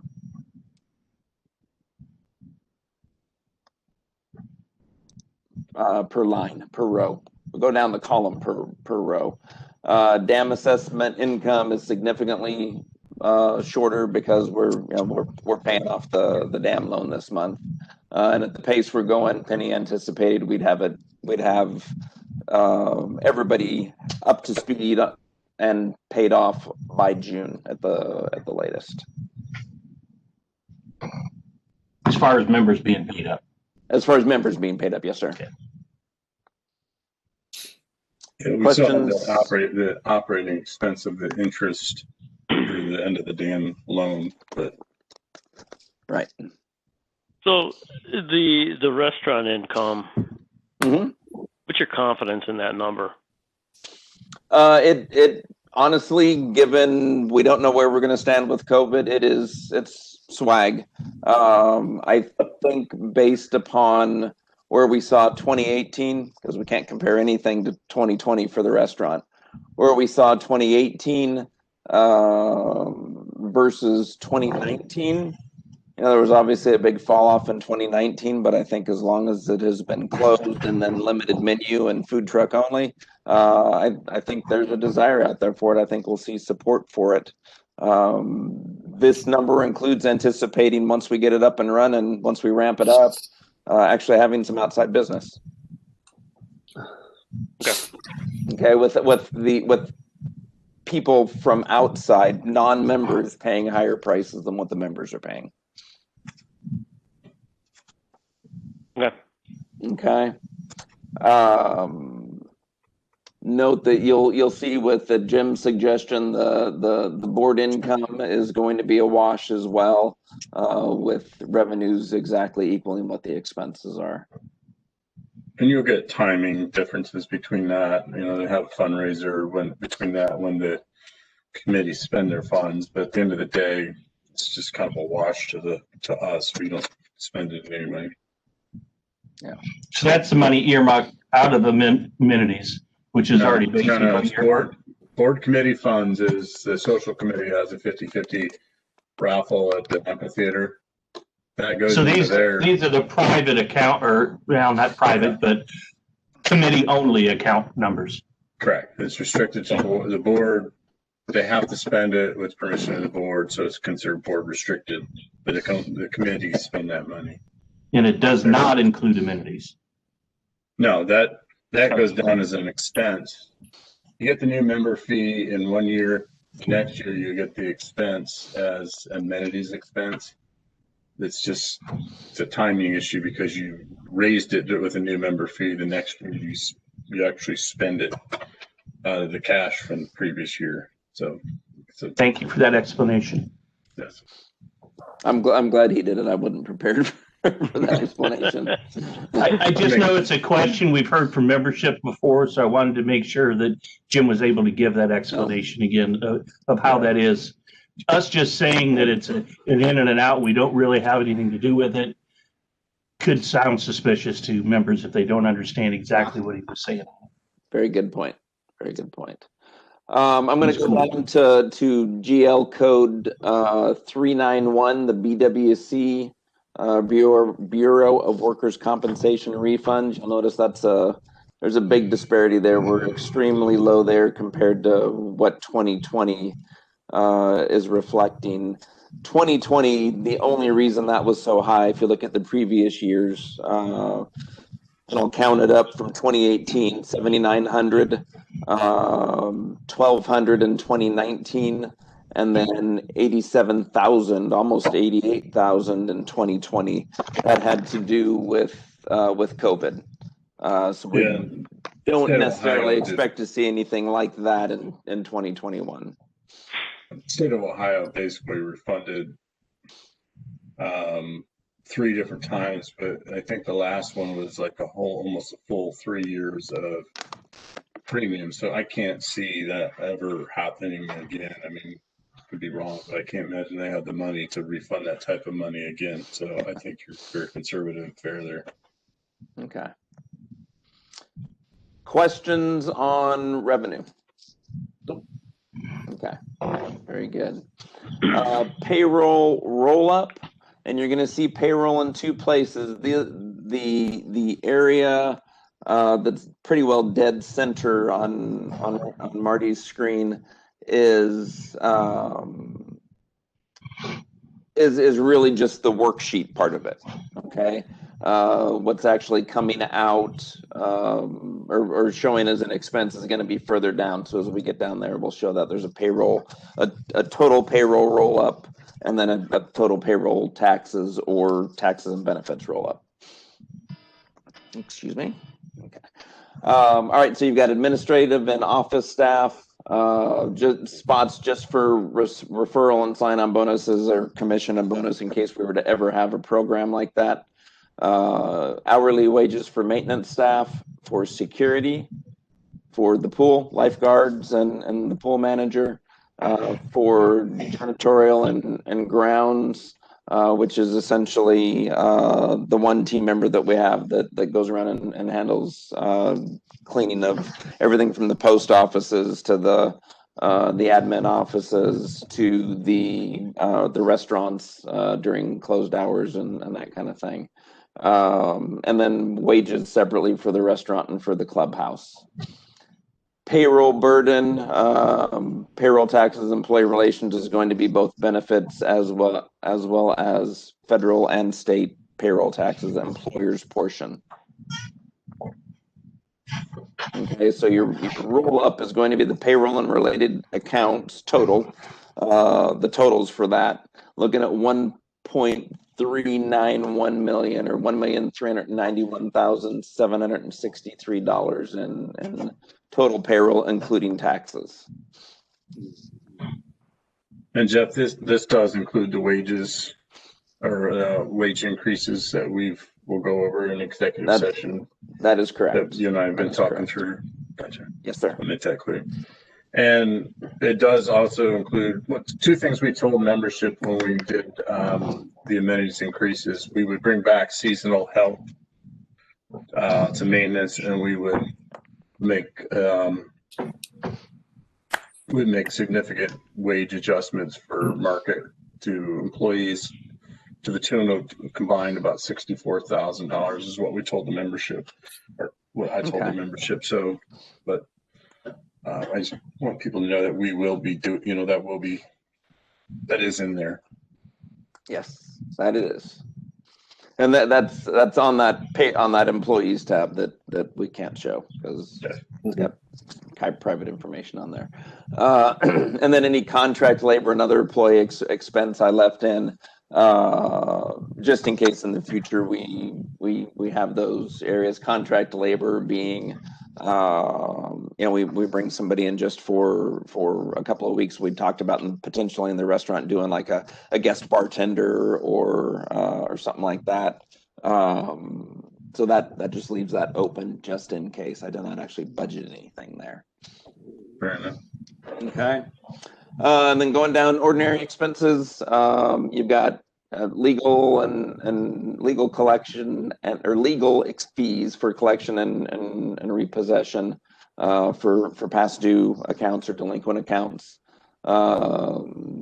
IT and computer fees, which is primarily now the maintenance contract for Elite that we use for our IT work, payroll processing fees, and then items like internet and TV fees. That's a roll up of any departments that have internet and TV. Fitness center is not budgeted in there. I will warn you. Jeff, are those yes, prices going up or down with anything that we're doing new? Like we're getting the restaurant rewired and such. Is that going to save or is that going to be a constant? No, it should be pretty flat, kind of trading one for the other. Okay. Okay. Again, it does not include fitness center fees or fitness center internet at this point. I have not thought about that. Credit card fees is also a roll up, and I won't go line by line. I'm just hitting examples here. Credit card fees is also a roll up, 3% of total revenue, and that's for anything we take credit card payments for. That'd be the restaurant, or the lodge, the clubhouse, members fees, assessments, or anything else. We just usually use about a 3%, and that's about what it was running this year, 3% of revenues. Legal fees is something new, Penny tells me. That's broken out separately for legal fees that are not related to collections or to delinquent accounts. Okay. In the past, that was rolled up into professional fees, if I'm not mistaken. Okay, and if you want to just kind of scroll down yourselves, see where you might have any questions. Yeah, I assume the 102 for subcontractors is 2020 enterprises to do chip seal. Correct. Okay, that's about where we rolled it. Supplies obviously is a big expense. That can be lumpy depending on when we buy golf course supplies and pool chemicals. And then professional fees is you just got it as a percentage, or is recycling? No, it's not a percentage. That's so as I go back, and I didn't list even on the explanation page what everything was, but that's per invoice for service. So that, and I don't remember off the top of my head what everything was. So that's just a breakdown. So I've got something to refer back to. Okay. Is recycling rolled up into trash? It is in trash, yes. So it is rolled up into there. Correct. Gotcha. Did you budget for an audit fee for 20? Because we'll be paying like 10.5 this year for the last 2 years financial audit, so we need to account for that. In line 469 CPA and audit fees. I did not. So it's about, I think we agreed on 10.5. Probably figure August.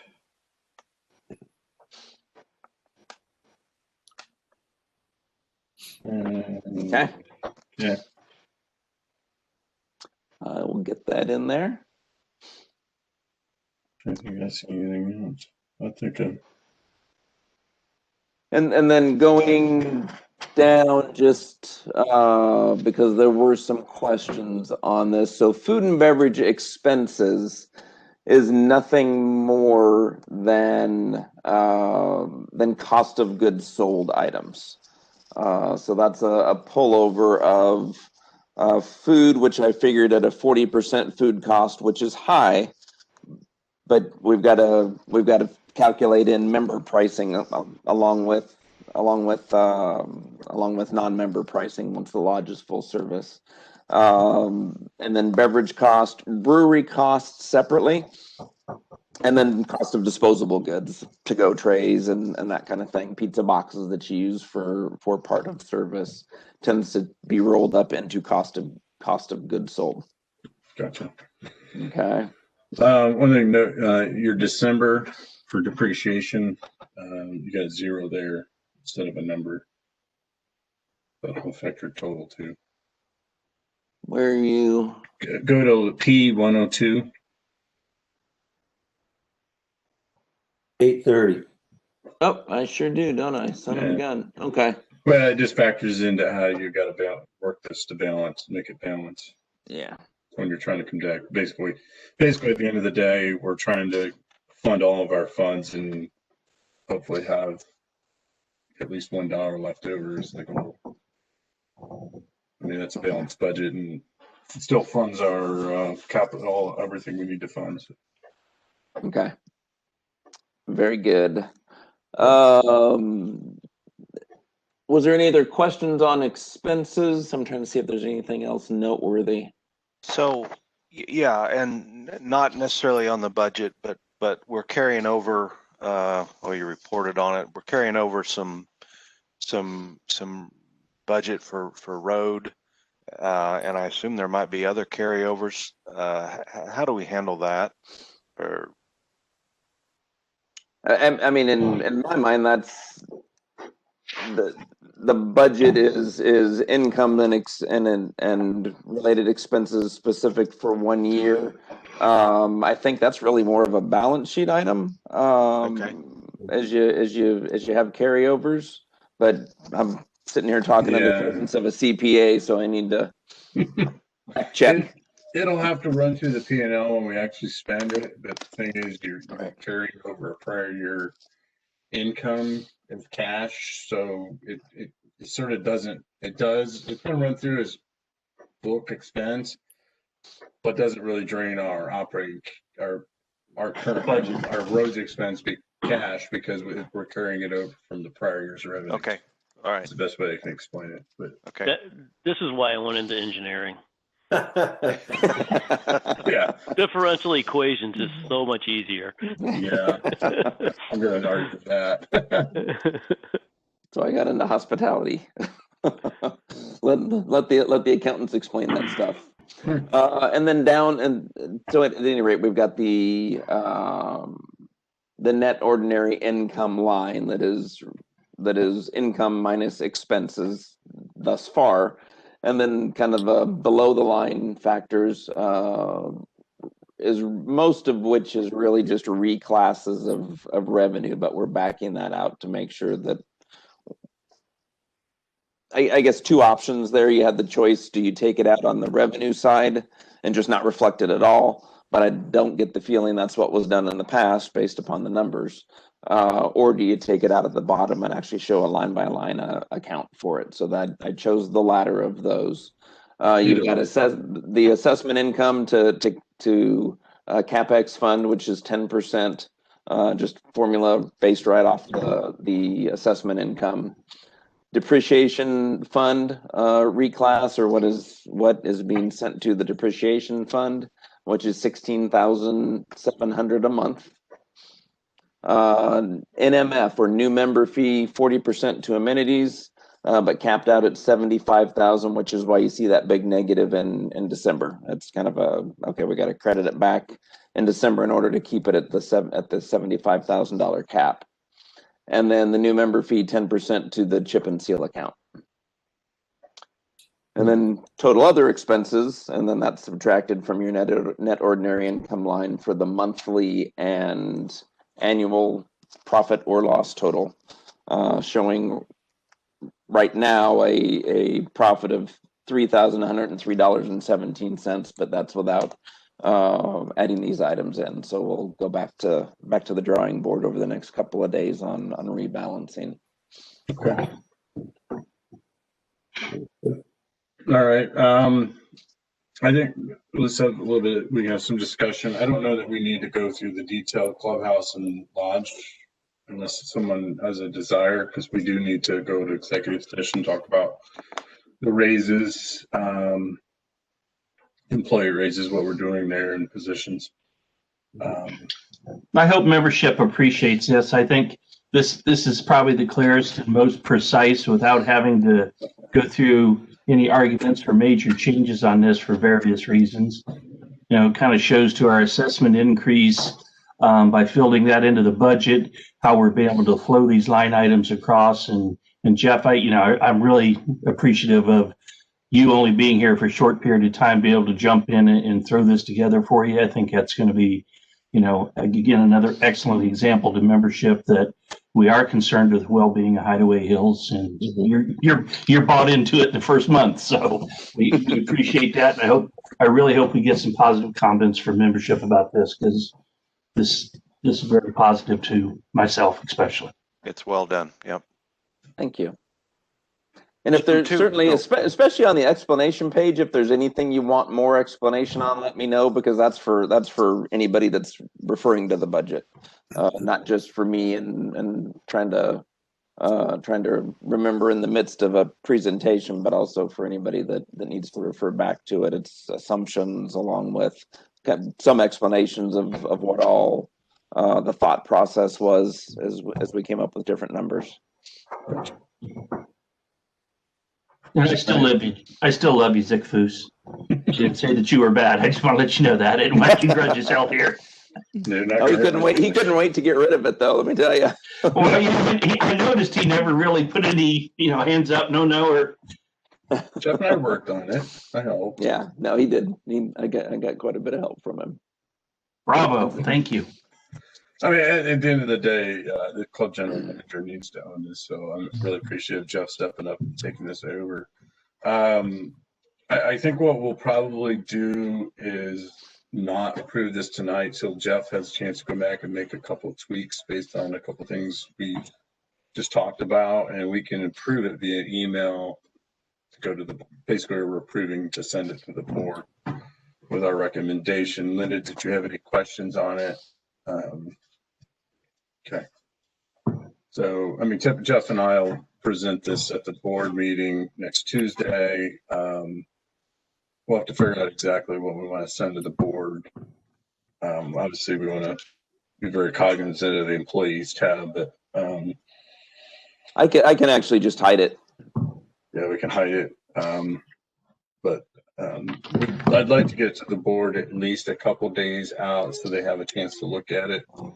So we're not asking them to kind of blindly approve it. So it'll be a bunch easier than last year, because last year I had to close down the lodge and get rid of recycling and a lot of cuts in that meeting. So this will be a cakewalk.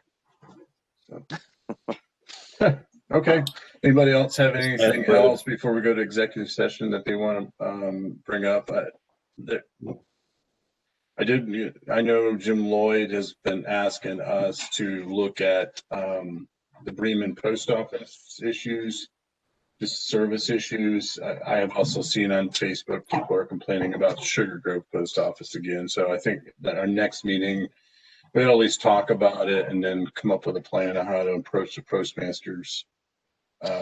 It's been an ongoing challenge, Jeff. The postmasters or the post office doesn't do a great job of getting packages and or mail in the right slots. So a lot more problems with Bremen than we've had in the past. They've usually been pretty good, but yeah. Oh, really? Lately, and this year's been kind of screwed up too. But that's no excuse for stuff going in the wrong box numbers. Yeah. So. Yeah. Anybody else have anything else they want to bring up? No, sir. Okay. So Jeff, you want to click us off the record button? Okay, 3, 2, 1. Give me Good 1 night. second. I'm stopping, not pausing, correct? Yes. Stop. Stop the video.